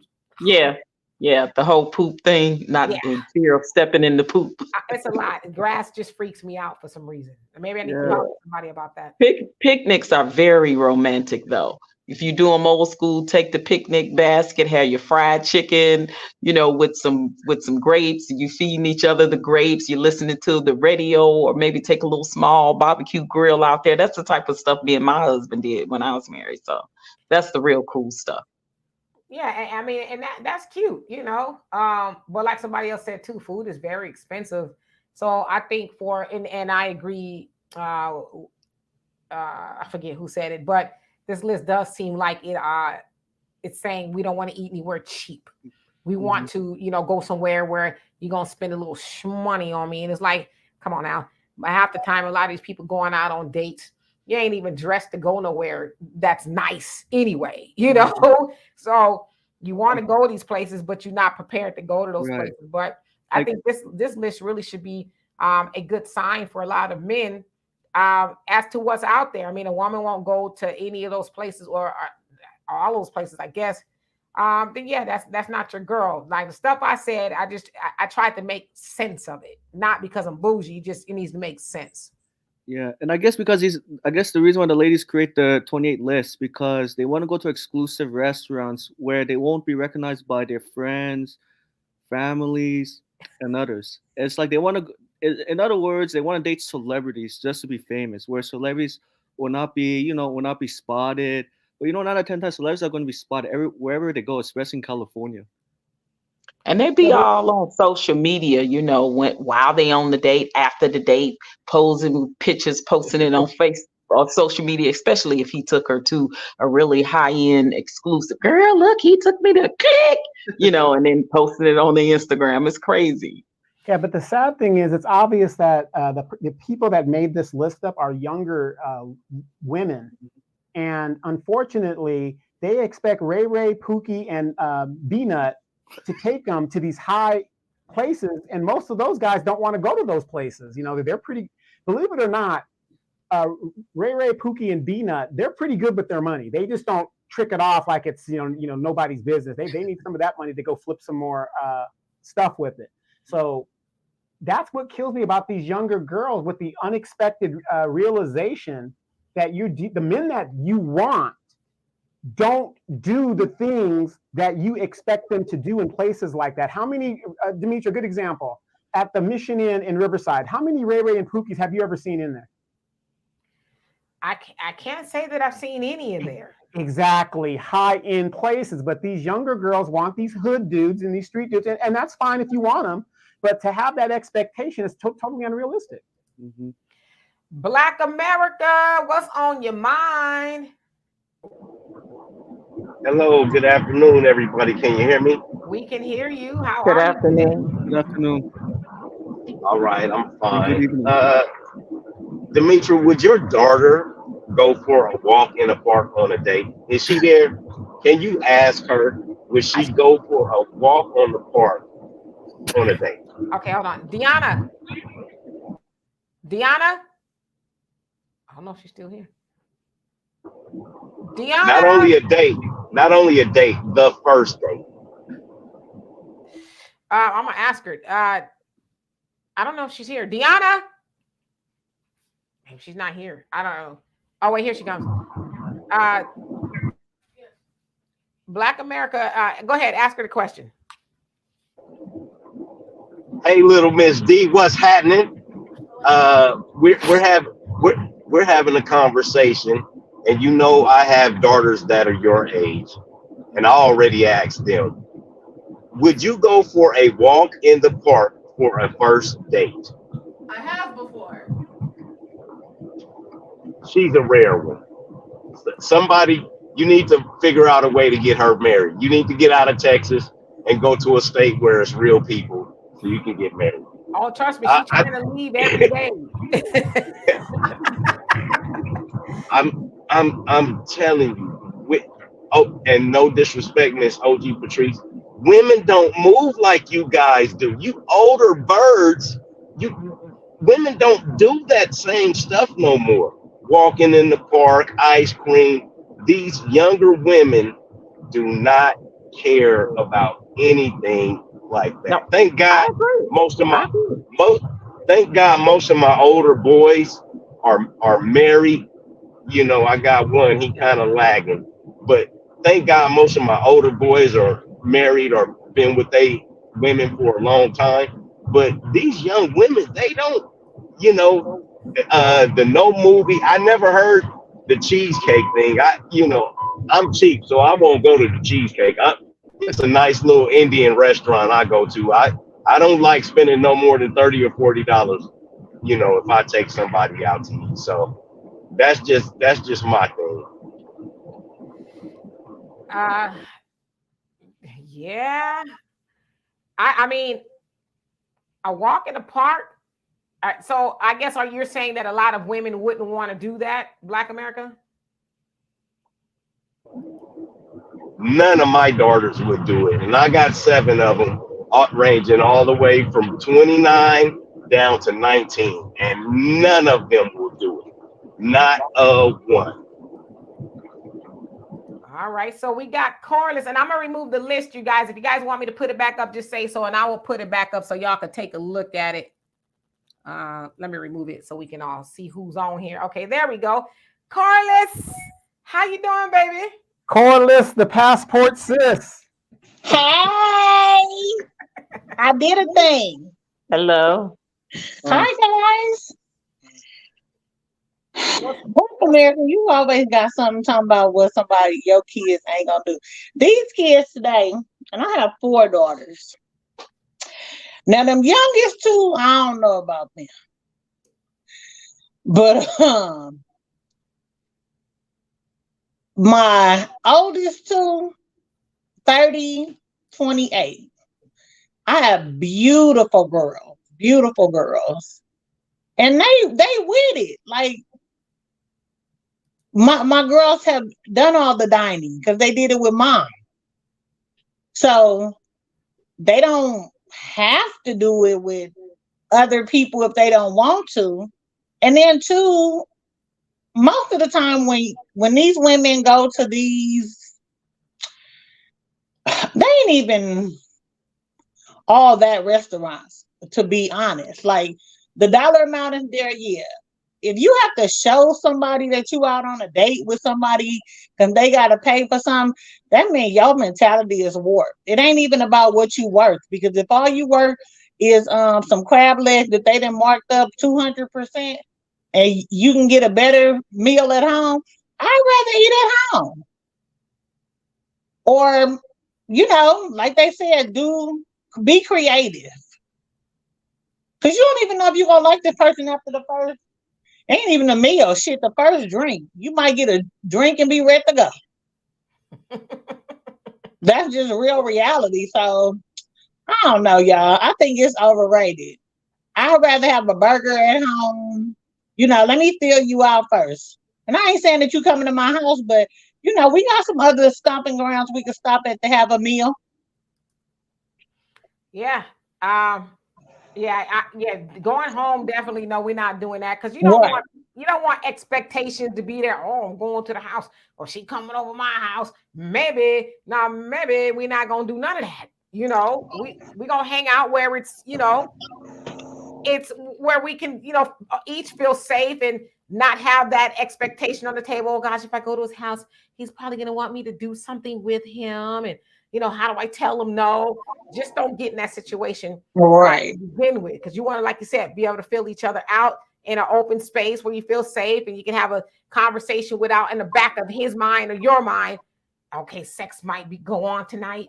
It's a strong possibility if I just pour a little bit of extra wine, loosen her up a little bit, she'll be feeling it. So yeah, just don't even do that. Like me, I wouldn't. This is just me. I wouldn't be having sex with no man on a 10th date. That's just really just keeping it real. We really need to make sure that this is something that we're gonna be doing. But yeah, we got to really get to know each other. But that's just me though. I have to say I missed y'all. We missed you too. Where you been? I know where you been. You've been busy. I know Black America missed me because I ain't heard them talking no mess when I come on. Well, what I want to know is what do you plan to do with that passport? So because D got haters. She gonna go to Jamaica and get that bamboo treatment. I got the tell y'all a secret, because we over here doing some things. You heard what this fool said, Corliss? He said you're gonna go to Jamaica and get that bamboo treatment. No, look, Black America, because I knew you was gonna come on here with some foolery. So no, we ain't going over there. I am going to Germany though. I will say that. That's what I can put in the atmosphere. And I'll be in Germany for 2 months. Okay, so ain't no bamboo over there. We want to live in a little mini the mini castle, Right. In the Black nice little America. village over there. Mhm. So Zuri, how you doing? It says if anyone travels outside of America, especially to Africa, then you will only expect to eat good thereafter. Yes, man, we ate good in Africa. We actually ate good everywhere we went. We ate good in Japan. And now listen, as I said, if you greedy, don't go to Japan because they give you little bitty portion. You're like, wow, is there more coming? It's like no. And then they sucker you in with the mood, the atmosphere of the mood. So that also helps bring in you to, to calm your expectations. Miss Price, how are you doing? Thank you for coming to join us. Oh, you know what? Let me unmute you. There you go. Now we can hear you. I want to say I love that you took the opportunity to discuss this. And let me one thing. Maybe come closer to the mic or something. We can barely hear you. Okay, can you hear me now? A little bit more, but if you can bring it. You want to be all in there. I just want to say thank you for bringing this to our attention this weekend. True story. I was at the nightclub, and I swear to God, I bought 7 dudes drinks. 7. That's how bad it is. And that's here in Dallas, Texas. We were at Sparky's or some sports bar, but no women were talking to the men. No men were mingling with the women. I'm married. I was just out, but I bought 7 men drinks. That's how bad it is. Wow. 7 men just to say thank you, brother. I see you. I appreciate you. I see you working hard. Nobody was mingling with each other. I'm a married woman. I'm married. I'm off the market. I'm just out having a good time being a social butterfly. That's it. It's bad. It's bad. I sent this list to my husband this morning. Told him, yeah, you better keep it straight. You better keep it straight because if you can't take a girl to it's a problem. Well, let me ask you this, Miss Price. Let me ask you this. Would you think because of the Me Too movement and things like that, because I've noticed when I talk to some guys, why don't you buy her drink, whatever, whatever, or like when you go to the gym, I mean, the guys are like checked out because they don't want the assumption and whatever it is. Would you think that that's a big part of it too, where the guys are just getting such a bad rap of being called creeps and all that other stuff to where they're like, hey, I'm gonna stay over here, she can stay over there. Ruined it. They don't even know it. They ruined it for themselves. Miss Price, let me ask you a question. Is your phone sitting on top of something? Because I think maybe your mic might be blocked. Correct. Yes. Okay, so if you can lift it up a tiny bit when you speak, I think we can hear you better. Okay. Is that better? A little bit better? A little bit. Would you say just a little bit? Yeah. Yes. I do think that black power, all that stuff, all that feminist stuff, it ruined it. We don't know how much we ruined it. You can't even all on this list. There's nowhere else to take a woman to but to Mars and fucking Pluto. That's it. This was where you went for a first date. Red Lobster used to be the bomb. It was the bomb. That was if you was real special. He took you to Red Lobster, girl. Why do you think that was in Beyonce's song? Take them to Red Lobster. So these young women have ruined it. Ruined dating. They have ruined it for themselves. So I thank God I'm married. When I go out, the little times I do go out, I buy me and drinks. I take my husband to dinner. I pay the bill. Ain't no splitting nothing. I let my husband know he is appreciated. Period. Period. All his hard work is appreciated. Women don't know if every man stopped going to work today, if every man didn't go to work for 3 days, do you know what your life would be like? Ain't nobody picking up your garbage. Your toilet gonna be messed up. Your plumbing gonna be jacked up. You ain't gonna have no electricity. You ain't gonna have no power. You ain't gonna have no gas in your car. Your life is screwed without men. So Absolutely. that's just my She sounds like she's metal identified. I don't know what that means. I just know I appreciate men. Okay. I just know I don't want to be out there pumping my gas. I just know I don't want to be out there shoveling no snow. I don't want to be out there cutting grass. I don't want to struggle life. I don't want that. So I don't know if that's male identified. I don't know what that is. But I salute y'all. I love y'all. Demetri, you have done a thing with this list because you the first one that had it, baby. I'm gonna tell you the first one that put this up. So I appreciate you. And I appreciate you for coming up here. absolutely. Bye-bye. Bye. So that's Norris trying to come on. We'll see and bring Corliss back. Corrupt Author, how are you doing? Oh, hold on. Let me unmute you. Oh, there you go. What's up? I hope you were taking notes and stuff from old lady.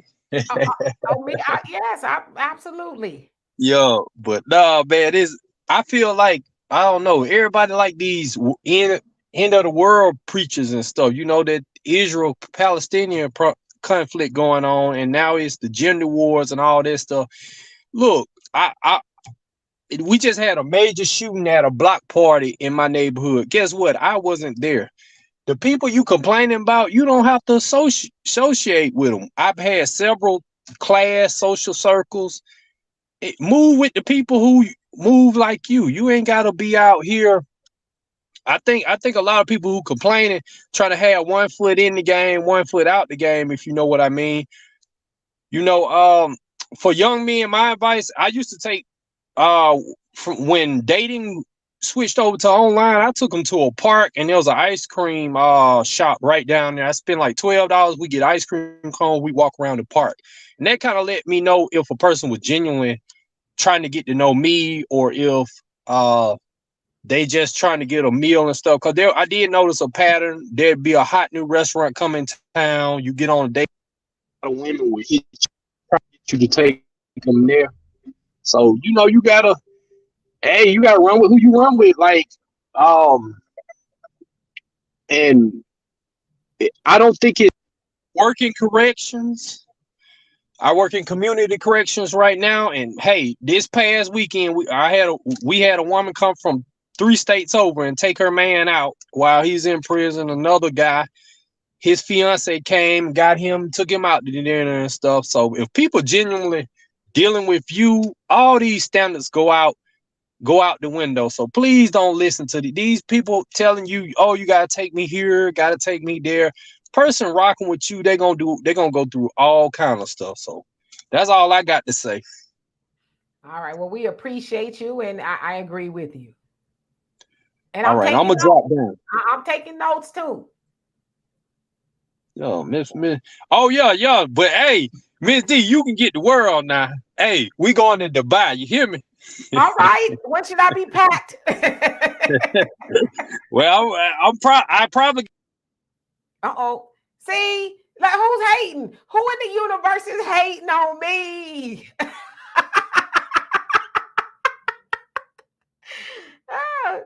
All right. So, Corliss, you back? What you got to add on it? I don't know. I'm off the Oh, D, I got to fill you in, girl. We shall talk. Yeah, because you know what? Let me just say this. And we always talk about this. When you good to people, baby, when you good to them, and it just don't work out, why y'all Negroes crawl from up under that rock and try to come back? Stay slid where you slid that ass, please, and be safe at home base. Do you have a little bit more information so we can have a conversation about this? Like, you tell. Baby, I don't want whoever he with to be trying to find me on Facebook.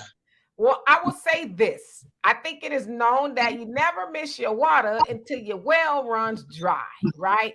Well, it depends on what kind of well you got. Is it the well that's floating in the ocean? You know what now?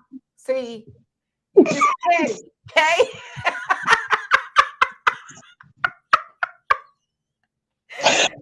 Oh, man. Should I put up my church finger? Yes, please. Okay. Yeah, I think that's kind of known, and maybe we can have a discussion about that. You know, sometimes, yeah, people they want to come back. You know, because it's like I've been out there, and I've heard a lot about that lately.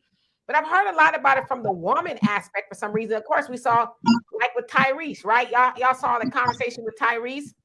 Of course, I'm gonna mute your mic because it's kind of a little bit of feedback. I got you. So y'all saw the conversation with Tyrese and his ex-wife. She's on some radio station or some or a podcast, and they asked her, you know, about what happened with Tyrese, and basically she ends up saying, "Well, yeah, I would go back with him if we can work on things together." And I had people in my ear telling me to get divorced and this, that, and the other. And as I said, when I heard her say that, I heard she's having buyer's remorse. She got out there in the streets. You know, she thought it was better to be single, and she got treated like a trampoline by a couple of dudes or whatever.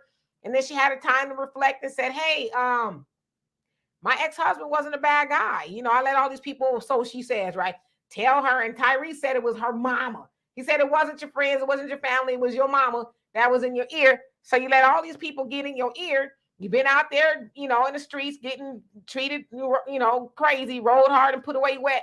Now you want that old thing back, you know, because like Tyrese was like, "I don't even know what happened. You know, we were in love and one minute we weren't." So I've been hearing a lot of those stories, especially from women. Of course, we heard about Tia Mowry, even though she said, I don't want to go back. But it's like you keep on talking about how there ain't nothing in the dating streets. But you did say you graduated from that marriage, and now you're trying to go find you. It's like, yeah, you're finding a bunch of, you know, bull caca out in them streets, right? So I think that's just kind of true, especially for people who mess up a good thing. And they thought, you know, because a lot of times when people messing up that good thing, they feeling all prideful. "Man, F you, I don't care. Kiss my this, that, and the other," you know, because they think they ran off with the newest and the latest, right? And then the newest and the latest is like, "Yeah, no." Then they're like, "Hey, how you doing? Oh, I thought you was off with the latest and the greatest." But I will say this too. Sometimes people make mistakes. And I'm not saying that all relationships should be salvaged or should not be salvaged. It just think it goes by case basis, because I do know of a situation where a guy was like, "Hey, you know, my ex is saying it's horrible out here in these streets. I want what we used to have and all that kind of stuff." And I say, "Hey, listen, I'm not judging you. I will never judge you. If you want to put your relationship back together, you feel like it's going to be something that works for you, then you should do it, because I think your child needs both parents, right?" But I said also she probably was out there getting treated like a trampoline, everybody jumping up and down on her, and then they didn't want to stay around, right? You normally get on the trampoline, you hop up and down on it for a couple of minutes, you're like, "Okay, I'm good, I'm dizzy. Now I'm gonna go do something else." So now she's had a time to reflect and say, "Oh yeah, my ex wasn't that bad. I blew that relationship up for no reason at all," you know. So there's just levels to it, Corey. It's levels to it, you know. See, Mm-hmm. can you hear me okay? Yeah, we hear you. Yeah. So with Tyrese's wife, because she's absolutely gorgeous, like that woman's off the chain fine. She may feel like she could have went out and got another man, but everybody knows who she is. It's kind of like with the basketball player's wife, that she's always. You kind of cut out there. I don't know if you're in a bad area, but Yeah, I think he was talking about Lala Anthony. Oh, okay. Well, I'm gonna put you on mute, Black American. Then when you get in a better reception, then I'll bring you. I'll unmute your mic. Norris, I see you trying to come on here, but I don't actually think you're here. You're not here. Yeah. So yeah, Black America's mic is out for whatever reason. So yeah, I mean, a lot of times people have remorse. You know, they thought that, you know, and then the crazy part is this. The problem I have with people going on to the latest and greatest, I mean, you're entitled to do what you want, right? But the problem I have with the people going on to the latest and the greatest is that they burn the bridge. You know, they destroy the person. They try to anyway. They destroy the person that they were with they just do the most to them. And it's almost like I'm going to say and do whatever I want to do to you because I'm never, ever going to need you again for nothing else. And then what they do, they need you again for something else. But it's like, man, did you remember how you talked to me? You told me I was never going to be nothing to you. And, you just did me doulo. And now you need me again. It's like, it's all right for you to move on and do other things, but don't try to destroy the person that you were with and that loved you, that cared about you, that wanted the best for you. Then you go off with this chicken head, bobblehead, and she don't mean you no earthly good. And you have to learn that the hard way. Yeah, I could say in my situation with my youngest son's mom, even though we didn't work out or anything like that, she never, and I can say this and honestly say this about her, she never went out of her way to try to destroy me at all. And because of that, she needs something, whatever, I'm there for her, because we have, mutual interest in having families. But that first one, Yeah, and Monica, you say, hey, hi, Dimitri, guest. I say social media and new sprinkle dating guru coach is the cause of this first date list. You take a date to eat anywhere to see if they chew like a cow, X them off the list. Yeah, chewing like a cow is a definite no-no. But I know who you're talking about with the sprinkle lady. She's the one. I don't follow her, but I've seen her as I was scrolling up and down on TikTok. She says, sprinkle.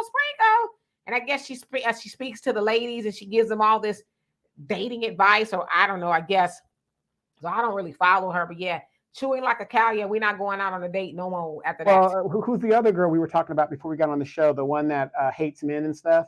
I mean, Oh yeah, Cynthia G. It sounds like Cynthia G. I mean, she got demonetized because of the crap that she's saying, and then come to find out, she's dealing with a dude that she talked bad about, but that's the dude she's dealing with. So a lot of women are getting, a lot of bad information from people that aren't living what they're saying. These people are just grifters. They're just grifting. I'm not saying that makes her a bad person. She's just a grifter. And it sounds like they completely took her channels down, all of them. They're not on YouTube anymore. So yikes. That's why I try to be careful what we say on here and some of the topics and discussions that we have, because we just don't want to get in trouble, if you will. Brina says, came across sprinkle, so annoying. Yeah, but she's got a large following because I see people reposting her stuff as well. She's kind of like the Kevin Samuels for women, from what I imagine, Yeah, but the bad thing is being the Pied Piper for women like that. She's walking them down a road that's basically destruction, because you're not going to get a man, thinking like that in that aspect to where, I'm a big person on gender roles. I'm sorry, ladies, if you want to be a man and all that other stuff, our uniforms are our uniforms. We're put the way we are. The way we're put. A good example would be transgender men in women's sports. I'm totally against that. I'm totally against it. But yet now women are seeing, regardless of how you feel, you are what you are. You're born a man. You have an advantage and stuff like that. These women that do that, they're just leading these other younger people to destruction of not being happy and being miserable like they are in regards to what they're doing. Like I said, we can go into the Kevin Samuels, we can go into the Derek Jacksons. All of these people are grifters, and all they care about is the money at the end of the day. That's all they care about. Oh, absolutely. Well, I just need to know what she's sprinkling, because I ain't never seen her. That she goes sprinkle. So I don't know if she's sprinkling advice or what, glitter. Girl, if we gonna baby, look here. We got enough going on all over the world. And if we sitting up here listening to a fool talk about sprinkle, when a bottle of vegetable oil is $6 for the generic bottle, I don't want to hear a goddamn thing you talking about.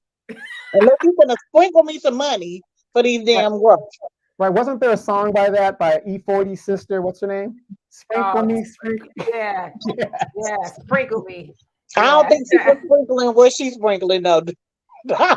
Yeah, right. So I don't know what she's sprinkling, but there's a lot of women running around sprinkle. Like I said, I don't follow a lot of people on the internet, because I know a lot of people are on this thing just telling people what they want to hear, keeping them gassed up, keeping them mad so they can make a bag. So and Urban Bacon says, single women taking advice on how to get married from single women, not very wise. I I'm kind of on the fence with it because there's some single women who used to be married like me for 10 months, only 10 months. Okay. And you know what's so funny? I was having a conversation with my daughter the other day, and I've been engaged quite a few times. She says, Mom, you got the juice. What is it? I said, yeah, but you know, for whatever reason, I don't know. Yeah, so I've been engaged a few times, and I had some, cold feet, like, nah, I won't do that with you. You won't close the deal. You won't close the deal. Yeah, I didn't need to close the deal with them. I just didn't. Okay. No, sometimes we don't need to close the deal. We need to do like I did, close the door. See ya. Right. Close the door, close the atmosphere, close it all up. Donovan, if you lean back in that chair, well, because you guys are tripping me out. Would you say, and whenever I hear women like really down men and stuff like that, do you guys want to know the one thing I notice when women that are like hard on men and downing men and how men are trash and all this other stuff? What I've noticed is they're perfect. They did nothing wrong in the relationship. They are perfect. Would you agree that that is a big problem when you can't take accountability for your part? Because Dimitri will tell you one thing about me. In my relationships that I've been in, I can only take 50% of the problem, regardless if I feel I shouldn't get any of it. I will take 50% regardless, because whatever I've done has triggered this woman over here to do whatever she's doing, to where she wants to get out of the marriage or the relationship. And I would say this, and Denise, how you doing? Says, who takes advice from a woman with no man? Well, I currently do not have a man, but I've had men before. So sometimes people can speak and teach from their own experiences. But I'm kind of one of those people too, is like, well, what are you saying? You know what I mean? If it's good advice, it's good advice. But I don't think that's always true that you can't, because let's keep it a buck. There's a whole lot of dudes on the internet taking advice from Kevin Samuels, and he was single. He was single as a $1 bill. So I don't necessarily agree with that. I think you can take advice from people. You just need to, from single people, you just need to hear what they're saying, because everybody that's married ain't doing it right. They just married. So I think we have to be wise and discerning with the advice that we're getting. Like I said, if somebody leads off with, well, if I was you, there's probably some bad advice that's going to come behind that. So you kind of just want to, listen carefully and then see if that's something you could actually use. Yeah, and all that. All that on to both that married couples and single couples provide advice, so you can learn from both angles what to do right and what not to do next time if they choose to get remarried or not. Mm-hmm. Corliss, what was you gonna say? Oh, sorry, I didn't mean to interrupt. No, you're all right. Oh, no, you're fine. So D and Donovan, y'all know what, like my they know my other relationship. Okay, so I think to every action there's a reaction. Now, some of my reactions may not have been very good. The naked scene in the room, ain't nothing like a woman scoring. You play them games with some of us, more than the devil gonna come out, okay? So I won't say everything I did was right, Donovan, on the flip side of some of my actions, but you would have never gotten that if you would have stayed the representative and the real you wouldn't have fell out. So do I take accountability? Absolutely, I have to, because accountability means growth.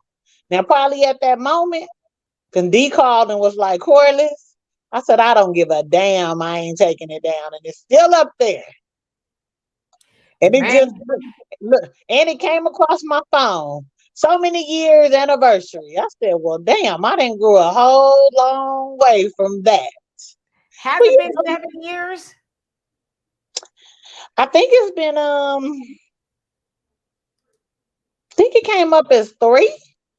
I think it was a little bit longer than that, but yeah, because I was still in California when you did that. Oh, well, I think, it probably resurfaced because somebody didn't threw it on up there because they wanted to put me out there. Oh, you're going to be embarrassed. You ain't going to embarrass me. I know what the hell I did. I was grown. Right. And Sammy said men and women should never take advice from men and women who are not married and have no children. I disagree with that. No. Yeah, because there's a lot of people who have a wealth of knowledge. Because people, I'm one of those people that think that you should teach from experience, right? Like I'm not married, but I've been in, a few relationships where I could tell you from my point of view on, what I think. I don't know what that is. People should or should not do. I can only give advice, but yeah, I don't think that's true. I think because there's a lot of single people that people listen to. Ayala Van Zandt is one of them. She's one of the most single women on the planet. And a lot of y'all in the manosphere, you're not in the manosphere, y'all talk about Shahrazad Ali. Oh, Kevin Samuels and her thinking like Shahrazad ain't married. But I always hear a lot of men run around talking about, oh, Shahrazad. She's the one that said, made the book, The Black Man's Guide to, the Black Woman or something like that.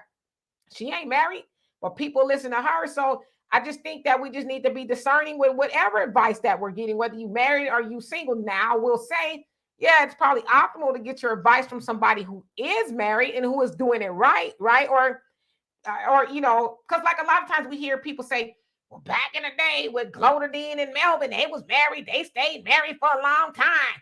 But we're making assumptions like, well, Glodadine didn't have no issues. Melvin was perfect. They were perfect. But if you actually had a conversation with Glodadine and Melvin, they'd be like, yeah, we was on the verge of divorce 15 times in 1972 alone. And yes, Glodadine was out there in the streets and, and Melvin was too. Like they got stories. So I think those are valuable, but to discount people and say because you're not married, you can't give advice. Trust me, I could write books. Corliss can too. We can write books on stuff. And like she said, she take accountability for the stuff she's done. I take accountability for the things that I've done, but we still have a wealth of knowledge nevertheless. And Donovan too. Donovan's not married. And he could give advice. Donovan's been all over the world. He's done 16 tours of duty. So he's seen it all, right? He's not married, but he could give advice. I'm just saying. Let me say this too. Because I know somebody, I know somebody and rest his soul. Because y'all took advice. People was taking advice from him left and right, baby. I'm talking about, oh no, this is how you treat your woman. And oh no, your woman shouldn't pay for nothing. And baby, y'all sitting up here running around looking like hot damn fools. Because baby, what he was living on that screen and what he was living, well, I made him take care of me here. So I don't know what he did. He was taking care of me and some other ones. But at the end of the day, he wasn't living that life that y'all was out here trying to follow behind him. And he was good and single in a relationship. How about that? How you good and single in a relationship? You good, single, engaged, having babies over here, planning families, and yeah, that's what I'm saying. People, this social media, baby, look here, clown central. Cause they over here clowning. You know they do, Donovan. You know they do. Yeah. It ain't nothing about what they talking, and I'm telling y'all take advice from anybody. I have to just sit back and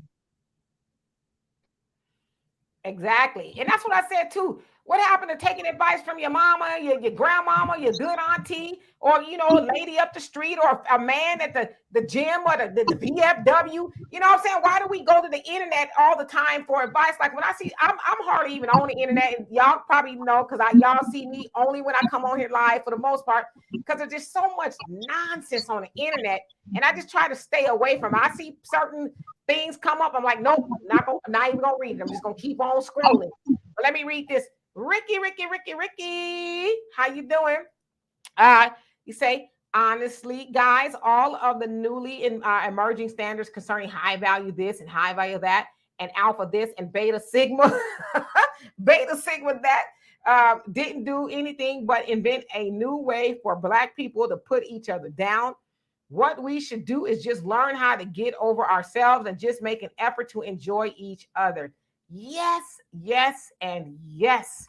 It's just too much, too much misinformation. It's just so much out there, and people are trying to figure out, does that apply to me, or is that true? And it's like, well, was it true before you got on the internet? What was you doing to get advice and wisdom and mentoring before the internet came about? You was listening to your mama and your grandmama and grandpapa and all that. I rarely even hear people saying, oh, well, my granddaddy, he told me this, he told me that. Nowadays, especially on the internet, you hear people say, well, Kevin Samuels or this person or that person. It's like, so your granddaddy, your daddy, none of them gave y'all any advice you could use? None of them taught you how to deal with women? Can I say something right quick, Miss D? Yep. You said something about, first of all, Miss Shahrazad Ali's sister, or whatever they call her sister. She was married. Somebody in the chat informed me that her husband did pass away. But so she was married, kind of like my mother, until my dad passed away. But what kind of information or advice do you think that Kevin Samuels was giving men? Did you watch any of the advice that he imparted on men? Absolutely. You know what? I probably watched Kevin Samuels more than a lot of people did, especially the last couple of months of his life, because he was really kind of, he was coming down from the, average at best and all that. I mean, he still was tough as nails. But he never gave men advice in those times. I'm talking about, did you watch Kevin Samuels when Kevin Samuels was giving advice to men? What kind of advice do you think that he was giving to men? I absolutely watched Kevin Samuels. He was really giving y'all like grooming tips. I saw one where he actually literally had to tell men how to wash your ass. I said, is it that bad in the streets?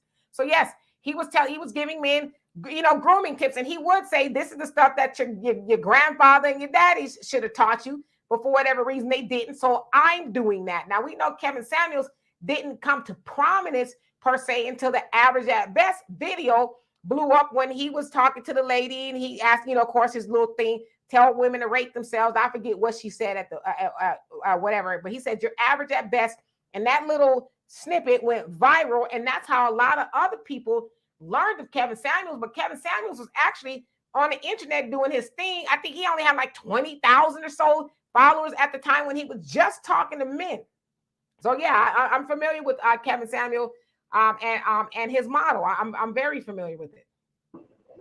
Okay, so my thing is, you saying men taking advice from Kevin Samuels. Did you see any bad or derogatory or negative advice that he may have given to a man to do for himself? No, I did not. I didn't see any bad or negative advice. No, and as I always tell you, one of my favorite lectures by him, or I guess shows, if you will, is "Are You a Lion or a Tiger?" That's one of my favorite ones, where he was really teaching men. I've actually watched it a couple times, and I've sent it to a few people, where he was really just giving men the game. He was basically saying, you a lion if you're able to take on a family, you probably got your career going and all of that. But it says you're a tiger, almost like a cub, where you're kind of, still learning different ways and trying to find yourself as a man. And a tiger is not married. A lion is more than likely married. So he was making the difference in that way. So yeah, I did follow Kevin Samuels. I'm one of those people too that actually listened to him. And I'm like, man, if really men really would listen to what he is saying, because a lot of men, let's keep it a buck, a lot of men showed up to Kevin Samuels for the entertainment value. And a lot of times he would tell people, hit the cash app, send the money, because I'm not up here to entertain y'all. I'm not no entertainer. Y'all need to start, get the lights up. And sometimes he would put that music on when people weren't, engaging. But if men actually took the advice he was giving, I think a lot of men would be better off, instead of showing up for it. See who he gonna slice and dice up today. What woman is he gonna tear up today? See what I'm saying?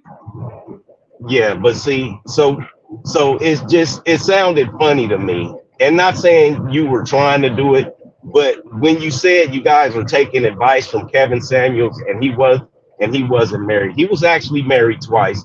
Now, who knows what happened with him being married 2 times? Then you said that the advice that he was giving men wasn't bad advice. You see what I mean? So it sounded like I don't really care. Like I agree with some of the things he said to women, and some of the things he said to men. You never agree with anybody 100%, but it really kind of had, if you listen back to just this part when you said that, it really kind of sounded like you had a negative Oh, connotation no. toward. Wait, but let me No. clear that up. Wait, because I get where you're going, but that's not what the context of the conversation was.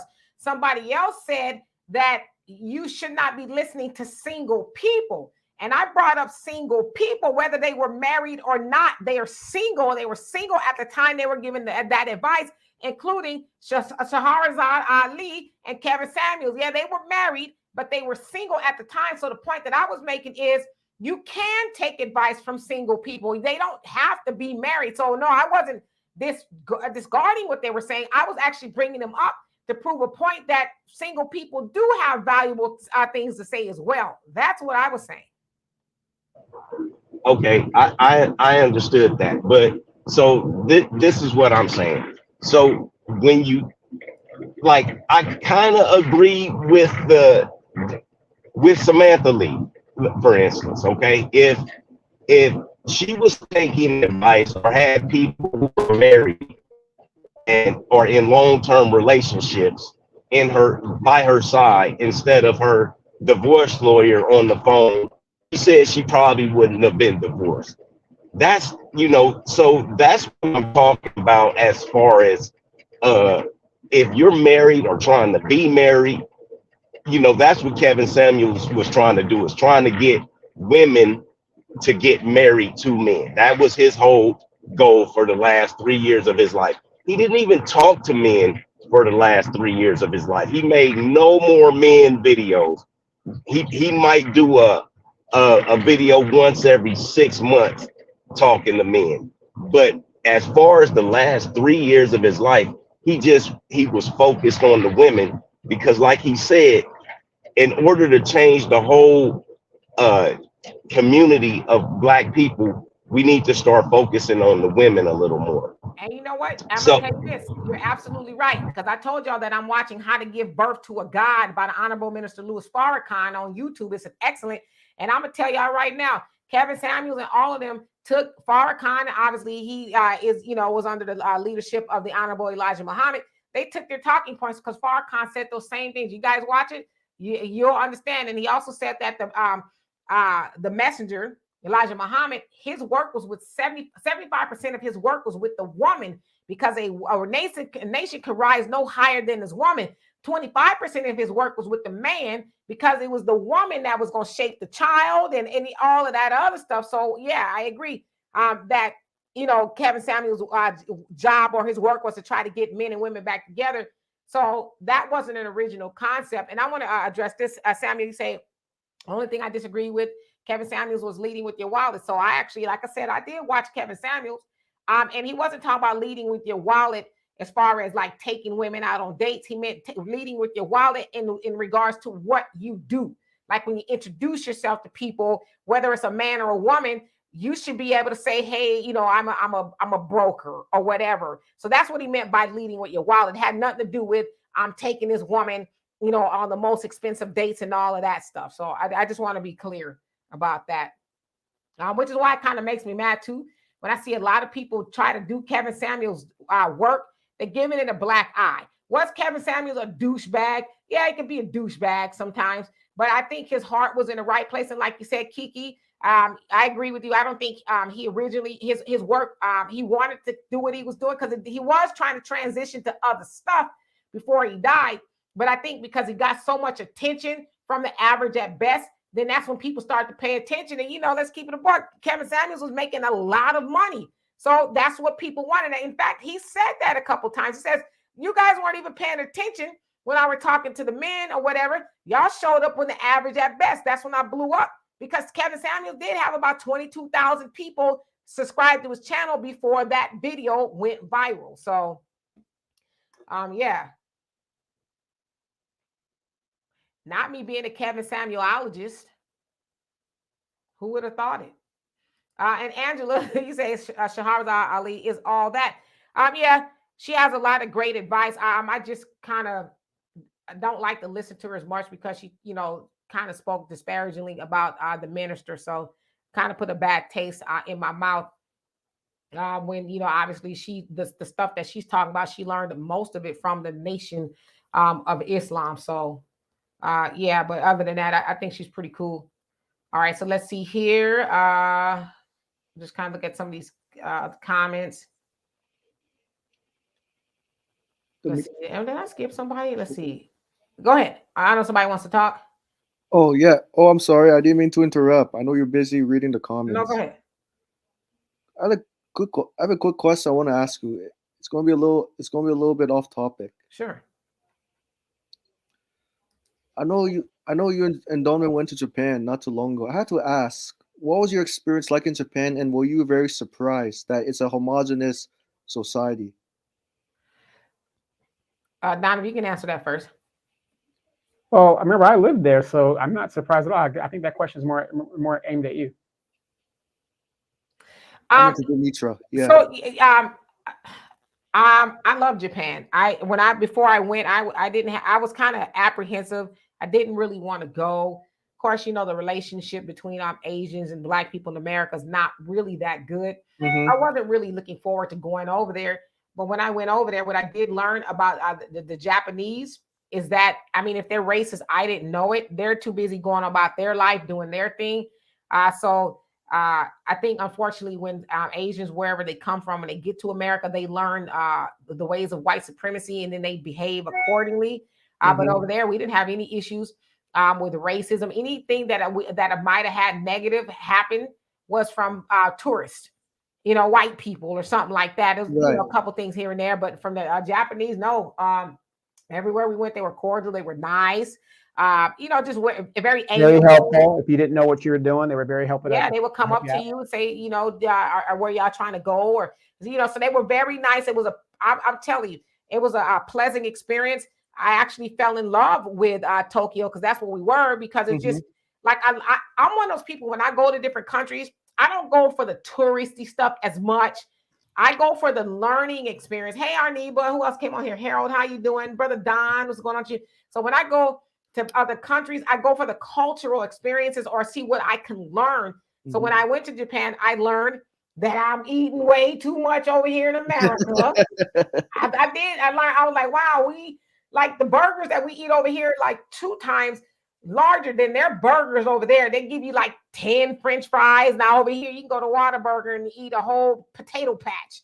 But over there, they give you like 10 fries. So I learned that I was eating too much. I also learned efficiency over there. As Donovan pointed out to me, they use all of their, they don't waste anything, the space, everything.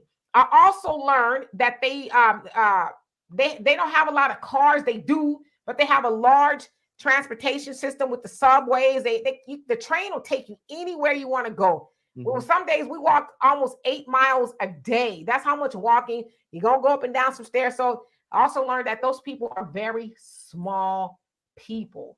Very small people. I get why they're small. The portions are small. They do a lot of walking and moving around. So I learned that kind of stuff. And I really learned to just be grateful, even because I try to do that every day, but I really learned to be really grateful, because over here in America, we have a lot of excess. Yes. A lot of stuff that we just don't even need. But you go over there, they use what they need. It's not too much of just a bunch of wastefulness, if you will, if that makes any sense. So I did learn that, and I just love the culture. I loved it. I was surprised because I thought, I understand. You told me not too long ago about your interaction with the Asian store owner in California when you were living there at the time. So I didn't think that you wanted to, like, I guess, travel outside of African nations. I just figured, you'd be comfortable traveling to African nations because they can relate to you, understand you, and also you have something in common. Yeah, and like a lady just said, Japan is cool and it's clean. No trash cans anywhere, but there's no trash anywhere. Yeah, she said I just didn't like traveling by the trains and buses. See, the trains and buses, we did the bus, but if Well, the buses are there until they put the infrastructure in for the train system. Because remember, it was like a World War II thing, so it took some time until like the 90s is when their train system became really efficient. So everybody used to take the bus on most of the things, but when the train system came in, the buses kind of deprogrammed, and so the buses are still there. They're just not there as a mass transit unit. Yeah, the reason I asked this because I know Philip Scott's going to say something contrary. He's very concerned about his brothers and sisters going to Japan because he saw a what is it, TikTok video how a girl didn't have a good experience in Japan. I'm sure you know what I'm talking about, Demetra. Phil Scott did- I didn't see that. yeah, he was saying to the sisters, brothers, why are you going to Japan when the Japanese people don't like us? Because it's not an isolated issue; it's a global issue. So if we're going to travel outside the states, we need to travel within Africa only because we feel safe 100%. When I'm just quoting what Philip Scott's saying or paraphrasing. Well, I don't think Brother Phil feels quite that way because I know that Brother Phil has traveled, a copious amount of places all over the world. But I too understand that if we're going to travel as Black people, I think we should touch down on the continent being Africa at least once. Yes. You know what I'm saying? Yeah. Because I think their brother Phil was basically saying, for what? We go to Jamaica 1,000 times. We go to the same places 1,000 times, and we haven't been to Africa once.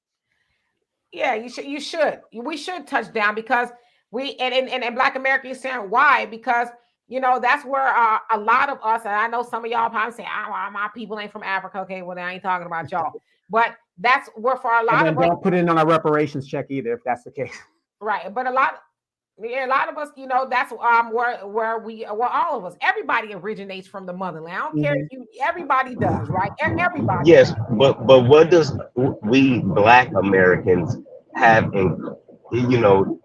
Michael said we have something in common with African people.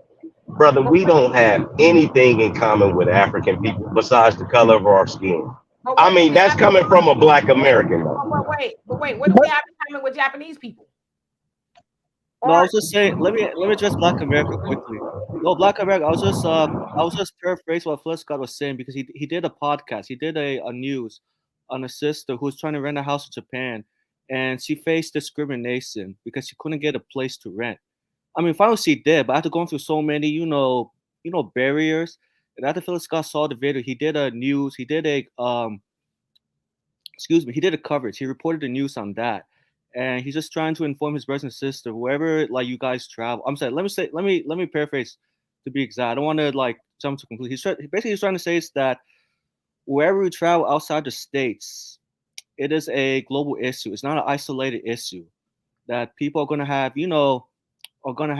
negative attitudes and beliefs. So just be aware. But he's just saying that if his brothers and sisters travel within the continent of Africa, it'll be much safer in terms of not having to worry about, looking left, looking right, looking front, looking back. Yeah, I mean, I definitely. And I totally disagree with that. That is a complete farce, bro. That's completely wrong. Let me say something because even being an American, okay, you have Africans that come over here, and I could say it firsthand. A lot of African women don't like American Black women, and I know because I went to jail behind them. Thank you, Corliss. Now me and you agreeing. Shoot, I'm coming to take you to dinner this weekend, girl. I'm gonna let you take me to let's see, Wendy's. Oh, I love them fries and that frosting. You got it. No, but I'm being very serious. Like people are, they it's not just other nationalities that don't like us. We don't like each other within our own race of people. Hell, you light skinned girl, you mixed with white girl, you got some Chinese girl, you Filipino. Oh, your eyelashes too long, and it ain't even yours, and you mad at them. That ain't your hair. Oh, girl, your lips too big, your nose too little. Girl, that's the implant you got in your booty. So we got our own issues within our own community, our own race of people. Hell, we need to fix us before we give a damn about anybody else. Well, and I'm going to say this. So I totally agree with you.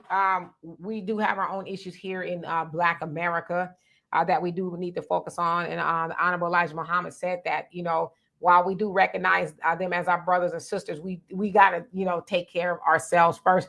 But having gone to Africa, I would say that no one over there treated us like that. But I will say, being in America, unfortunately, I have had some pretty negative experiences with African, and mostly African women. And I don't know for the life of me what their issue is. I'll give you an example. Like I said, and I told y'all before, I go to Zumba, and there's an African lady in there. She's a little bit older than me, but she's always, and I'm like, why? Because I cuss off of here. Okay, yeah. Anybody who know me know I do be cussing. Okay, but to myself, I'm like, why the F you coming up over here? Like, I'm supposed to be here.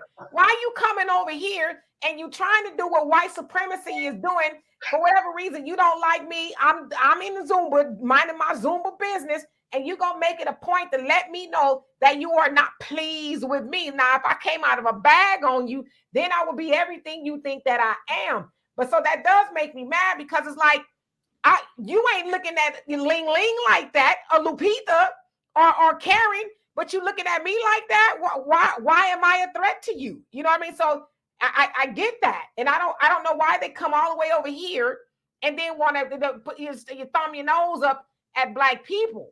Colonizer. They've been colonized. That's why they're used to white people being in charge. But are they colonized, or are they trying to be the oppressor as well? Because they also hear those things about Black people in America this, Black people in America that. But it's like, y'all come over here, and even over there, y'all do this, pick up the stuff that we doing, try to do the things that we're doing, but then you want to hate on Black people. And listen, I'm not saying this to be disparaging against anybody on the continent. I'm just telling you, as a Black woman in America, I have, like Corliss said too, I have experienced those things from some of the African sisters. It's like, I mean, I could be anywhere. We could be at a store. I might, look, try to acknowledge, and there.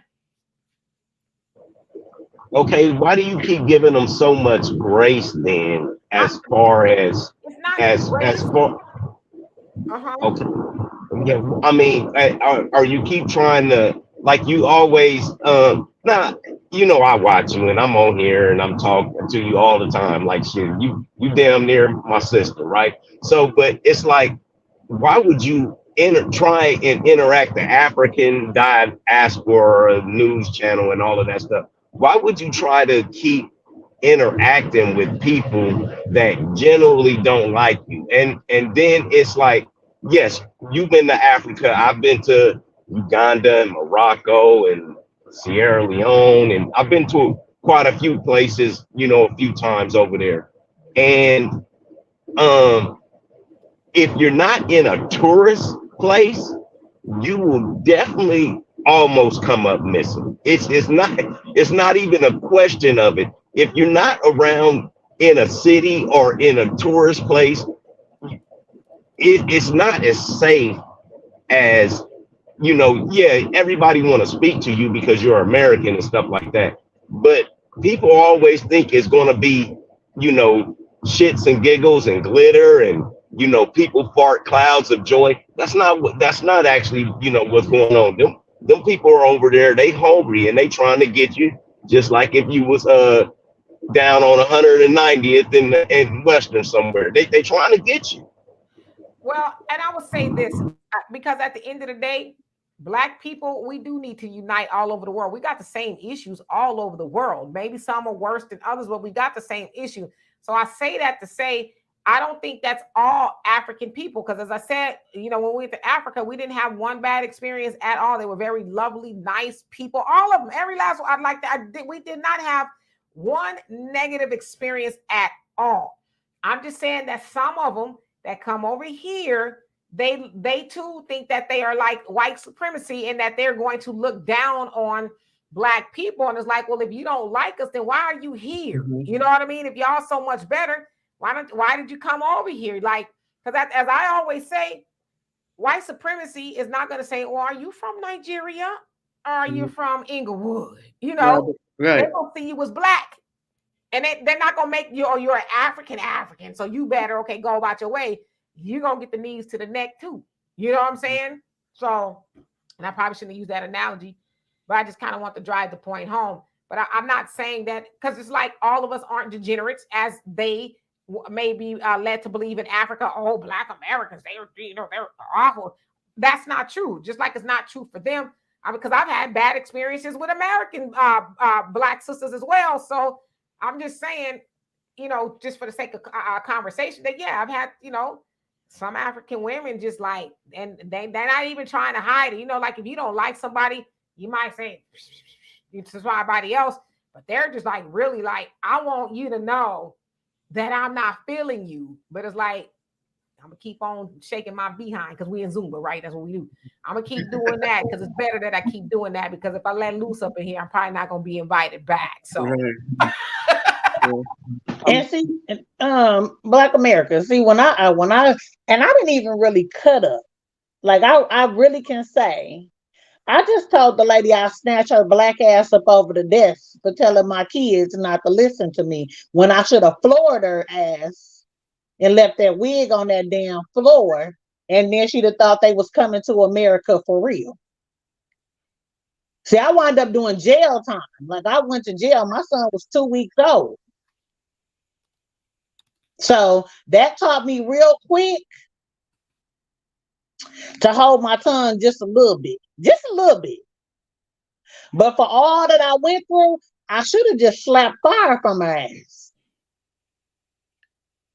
And maybe she would have got a clue. But when I saw her again and I was dressed, see, she didn't understand when I came with some clothes on and was looking, half decent, not like I just pushed a 10-pound baby about me. Then she had a little respect, like, oh, yeah, I'm the same one. How you doing? Well, I can say this. When we were in Africa, looking at Demetra and her daughter compared to the regular Africans, you can see we're from the continent. You can see it. It's just that our folks are hybrids. Our Black women, most of our Black women in the United States are hybrids. When I say hybrids, I mean we are antiquated with European blood. And even though Demetra had the shape and everything like that, she was such a smaller version of the natural African. It's just amazing to see the complexities of genetics. So would I fit in? I would fit right on in over there. Oh yes, for sure. Oh, for sure. But of course, you're still a hybrid because we can still see your European genetics. Nah, trust me. You only see Corliss from the front.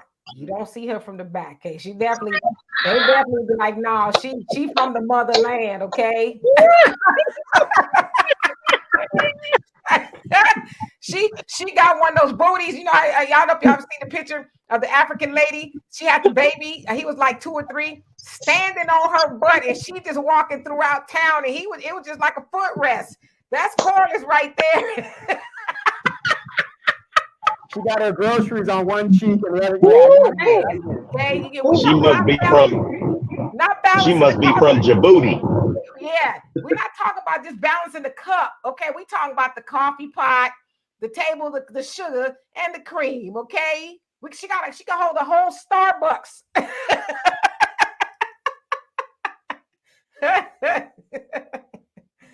Yes, indeed. Yeah, definitely from the motherland. That's why they keep coming back, that food. Okay. Yeah. Like I said, I didn't mean to cause any controversies. I apologize. Just want to let you guys know. Oh no, we're having a conversation. Now we're definitely having a conversation. And Cosmo, how you doing? Said exactly. It's not all. We don't know all. Yeah, we definitely not talking about everybody, right? Yeah. And Tammy, you said I almost went off on a Nigerian for being disrespectful, and I'm American born Nigerian. Says I'm a South Central LA dude. Absolutely, yeah. And I don't know. It's just I don't think the Africans coming from the continent are any different than somebody coming from Ireland or Japan. They get these ideas. That's what they're sold about Black people in America, and they are taught that we are inferior. So we could just talk to them any old kind of way and do anything to them. But then, like Corliss said, when you get snatched up, then you get your understanding rearranged. You know what I mean? So, yeah. And I would say this: there was actually a girl who's half Ghanaian, half Japanese. She actually moved from Japan to Ghana not too long ago. to go back to her roots, to experience her Ghanaian roots. So anyway, we're gonna get out of here, but I give everybody a last word before we do. I see Corliss like, shoot, I'm trying to get up out of here. I know Donovan trying to go do something. And Black America sound like you driving, and Michael, I don't know what you got going on, but Black America, start with you, Corliss, Michael, and then Donovan, and then I'll close it out. All right.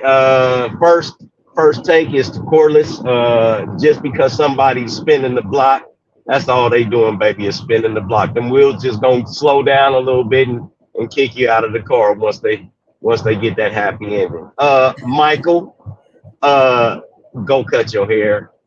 Go find a brother at the barbershop. Somebody get you a little swag. Get you a couple of swag lessons. We want to come out here to the West Coast, Vegas. I got you.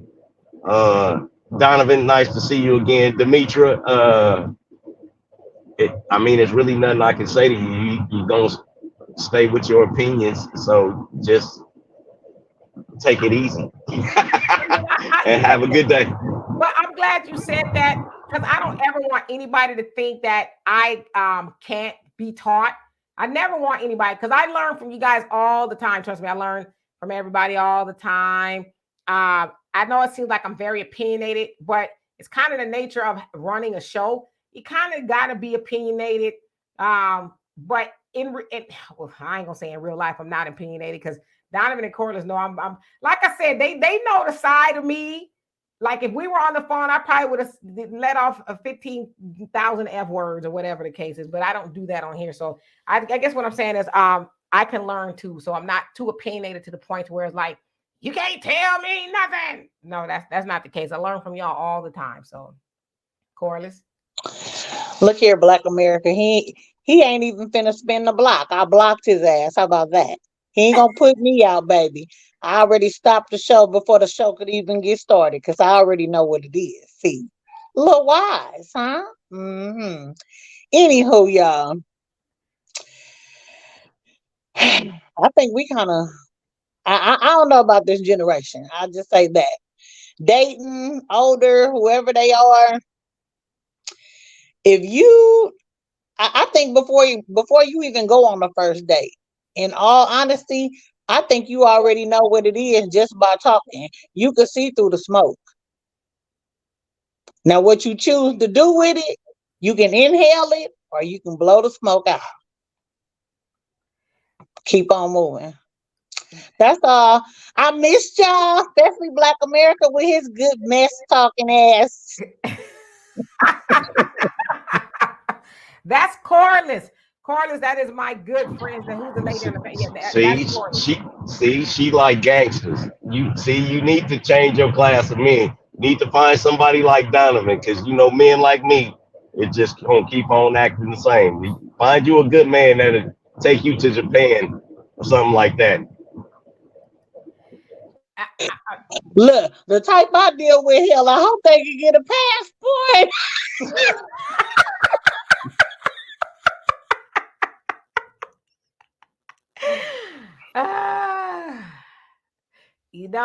Y'all might just be able to go to the border. You know what I'm saying? The border, and they come right on back. Look, we gonna go over there and throw a rock. Put your toe over there just to say you did it. Don't keep your toe over there too long. You better not touch that gate. It's gonna be hot. I can't stand you. Okay. And Cosmo said African produces every shade of brown and various hair textures with no Euro mixture. It's literally the motherland. Absolutely. Yes. So over here, as Donovan said, we are a hybrid, if you will. We got some massa in us somewhere, unfortunately. Corliss, do you have a YouTube channel? No, but he just confirmed the thing. Whoever Georgia is, you just confirmed something. Yes, Corliss been needing to get a YouTube channel. Wait, Corliss, we're saying YouTube channel, not OnlyFans. YouTube. Baby, look, they ain't ready if I get an OnlyFans, baby. I'm gonna tell you right now. They think they mad and I got my clothes on. I ain't gonna say too much, but I'm gonna sure tell you a whole lot over there. Corliss is a mess, okay? Wealth of knowledge. I'm telling you, y'all want to ever know something? Corliss probably got the answer. I'm telling you right now. No, but in all honesty, though, for real, like I said, what he just said, who if that's I don't know if it's a man or a female, but it is very much so confirmation as to what I'm about to do. So what I will do is I'll give you a little snippet. We probably will have one, but it's gonna be a very huge company that's gonna be very mad at me. They might be all right because they're gonna get a lot of their money back. But it's something that's probably gonna manifest within the first 6 months of 2024. So thank you for confirmation. Absolutely. And let's see here. Oops. I'm trying to put this up here. It's kind of slow. Cosmo said that's cap. It's called mental oppression to make you think you have white in you. They have to maintain power lies. No, we do have white in my family. And I think most people that have roots in slavery, have ancestors in slavery, I think it's just kind of a given and a known thing that we do have Massa's blood in us. So that I know for a fact.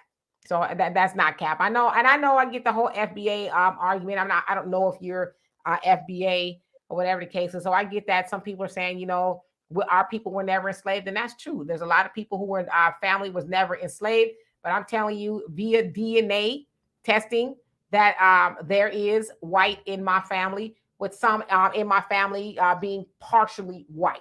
So my grandfather is a white man, so I happen to know that is what it is. So again, here in America, I'm not speaking for Africa. I only speak for where I'm from. In America, we are hybrids here. Most of us that are FBA, descendants of slaves, we have white in our lineage. It's just a fact. Look at the pictures.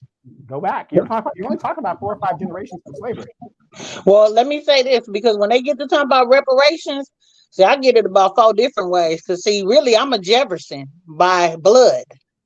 So that the little old slave that he was sleeping with, yeah, we kin to them for real. Well, look, right. Cosmo says this: the majority of blacks in America were free.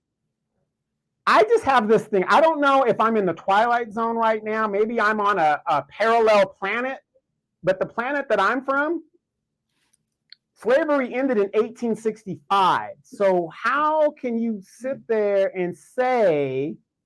And I want you just to back it up real quick. I know we got to go, but I'm just trying to challenge this right here. How can we say that we weren't all slaves? The majority of people weren't slaves. I just don't see how your facts prove that. And then the other thing too is if you were not if you were free, because I know there's a lot of freed men, so I know where you're going with that. But so then there's a lot of people claiming that they need reparations for why? If your people were never enslaved, why are you asking for reparations?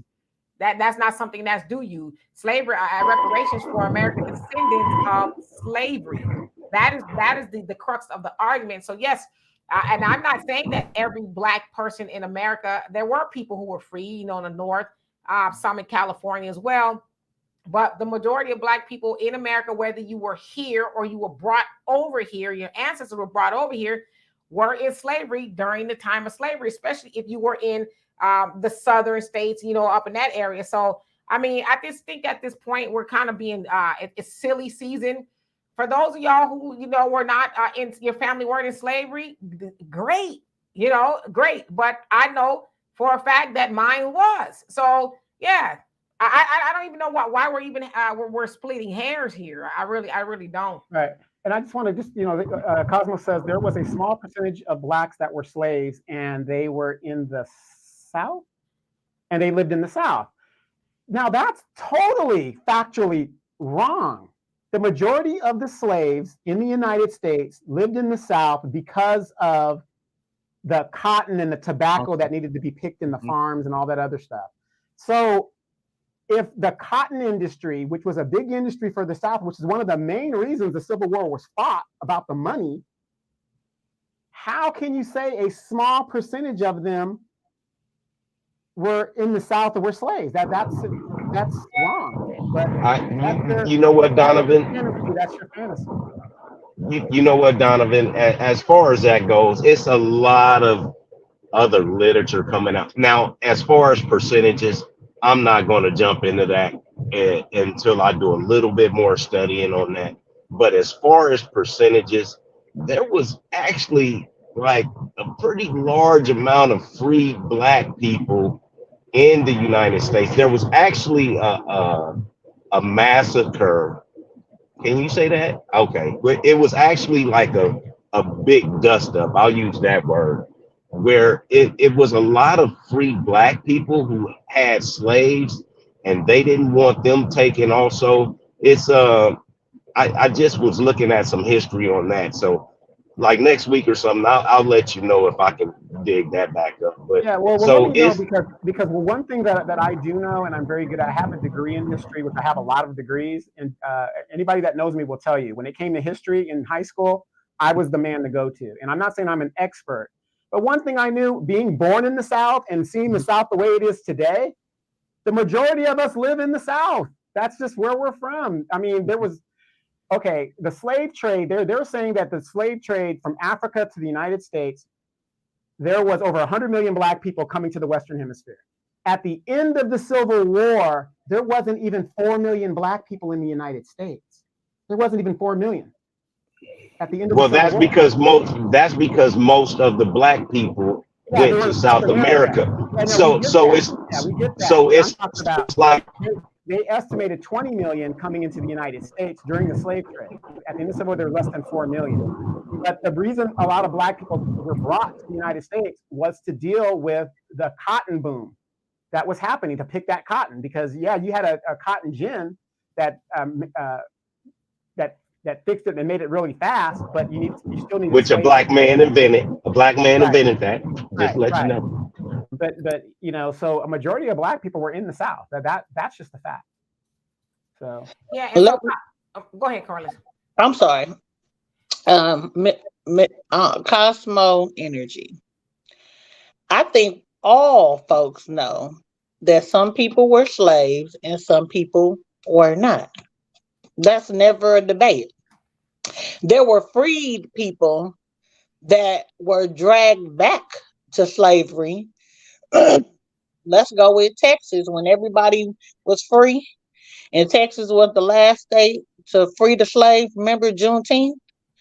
What about all the free people that got drugged back there and still kept in captivity of slavery? So even if they were freed people were still kidnapped and dragged back to being slaves. So we get that. Nobody's debating that. Nobody said that everybody in America was part of people that were slaves. We're not saying that either. But I can tell you one thing, when they get to talking about reparations, I can tell you who can prove, because my daughter didn't already call me, baby. I'm a buff. I got it in a safe, waterproof, fireproof. My kids gonna get their money. I'm gonna get my money because see, I can prove that my great grandmother and her parents and their parents were slaves. So yeah, we're gonna get ours. Now I can't say about everybody else. yeah, you're only talking 4 or 5 generations, and that's not hard to prove. That's not a long time ago. Like I said, my grandfather's 100 years old today, or right now. So he was born in 1922 or whatever it was. So that means his grandfather, or whoever was a slave, or whoever, however you go. We're not talking far stuff. And if I talk to a lot of black people like Demetra, Corliss, whatever, they would probably say the same thing. Yeah, you know, we come from a descendant of slaves, and most of us migrated originally from the South. What do you think? You think we get the cornbread and the hog moss, everything on the pig, but the oink is eaten by black people. Oh, no, they eat those too, and the lips, honey. What you talking about, Donovan? Right. Everything. So, you know, so I'm gonna do my research on that, but I do feel that to say that the majority were free, I would have to disagree with that. Yeah. Yeah, so again, nobody is saying that all black people were enslaved. We know that they were free black people, but you know, and honestly, we could be here forever, you know, talking about the dynamics and all of that, but nobody is saying that all black people were enslaved. And we know they came before Columbus. We know that, you know, and I think it's a silly argument too, because if the black woman is the mother of civilization, wouldn't we be everywhere? You know what I'm saying? Right. So that's why like a lot of times I personally don't like to get into these little back and forths because it's another way to be divisive. If your family was not of slavery, great, lucky for you, right? Y'all don't have that trauma. But if you were, then I'm one of those people. I'm not gonna sit up here and deny my family's lineage because now there's this new thought process out there. And I know Friedman is not a new thought process, but lately in the last couple of years, there's been a lot of back and forth about who's really this and who's really that. Listen, that's another way to continue being divisive. So I, for Yeah. one, don't even know how we got on this Yeah. Sorry. Actually, it's my fault towards the end. again. I'm just playing. No, no. I mean, it's my fault. I mean, I didn't mean to. I didn't mean to bring up Philip Scott, the host of Africa Diaspora News Channel, talking about Japan, which led to the conversation of slavery and reparations. Well, I add this very quickly. The first Arabs, the Arabs were the first one who started slavery, but the Europeans perfected it so well, and then the Jews continued. Then the Jews inherited. I'm sorry. Then the Jews inherited slavery, and slavery was brought to the U.S. because of the weather conditions. The weather conditions in the U.S. were more predictable. When the weather's more predictable, that means more profits to be made, like what Donovan Sadiq said, in cotton, tobacco, because the weather in Europe is too cold to grow cotton. Yeah. So again, we could really Yeah, but I'll say quickly at the end, I just want everybody to be happy. You mean to make people, disappointed where they want to travel. I'm just saying this so that people just be aware, so they wouldn't be surprised when they travel outside the states, wherever they go, whether it's to like African nations, Europe, Asia, just to be cognizant. That's all. But to be happy and safe. absolutely. So Donovan, what say you before we All right. I just want to say this. This has been a great chat, great commentary, everything like that. Don't forget to join us on Sundays, 3 p.m. Pacific Standard Time, 5 p.m. Central Time with the Dimitri K Show on Sundays. And again, great topic, how we do these things and how we let everybody, I think we're the only show out there where we have actually the our friends, which we call you guys our friends, actually come on the show and co-host the show with us. And then we have these great topics, these great debates, which is what it should be about. Because again, Demetria, I don't know if you remember when we first started this 6 or 7 years ago, when we first started and we were talking these topics in regards to the Democratic Party, in regards to Black topics, which you started even before that, sitting in your bedroom.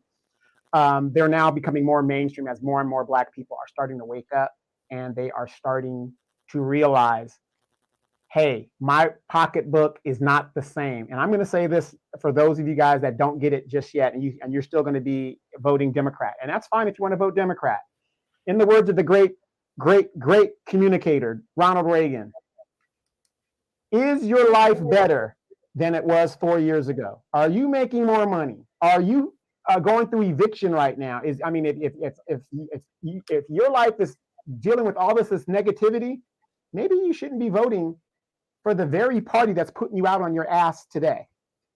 Something to think about. Absolutely. And yes, the last good man in Jersey, 3 times a week, actually, Sunday, Tuesday, and Wednesday, Wealth Wednesday with Walter. And Brina says, you're the most mature channel I've come across. Well, I thank you for that. It's, we have our moments, but I'm here on this channel and I got 16,000 subscribers and I'm grateful for that.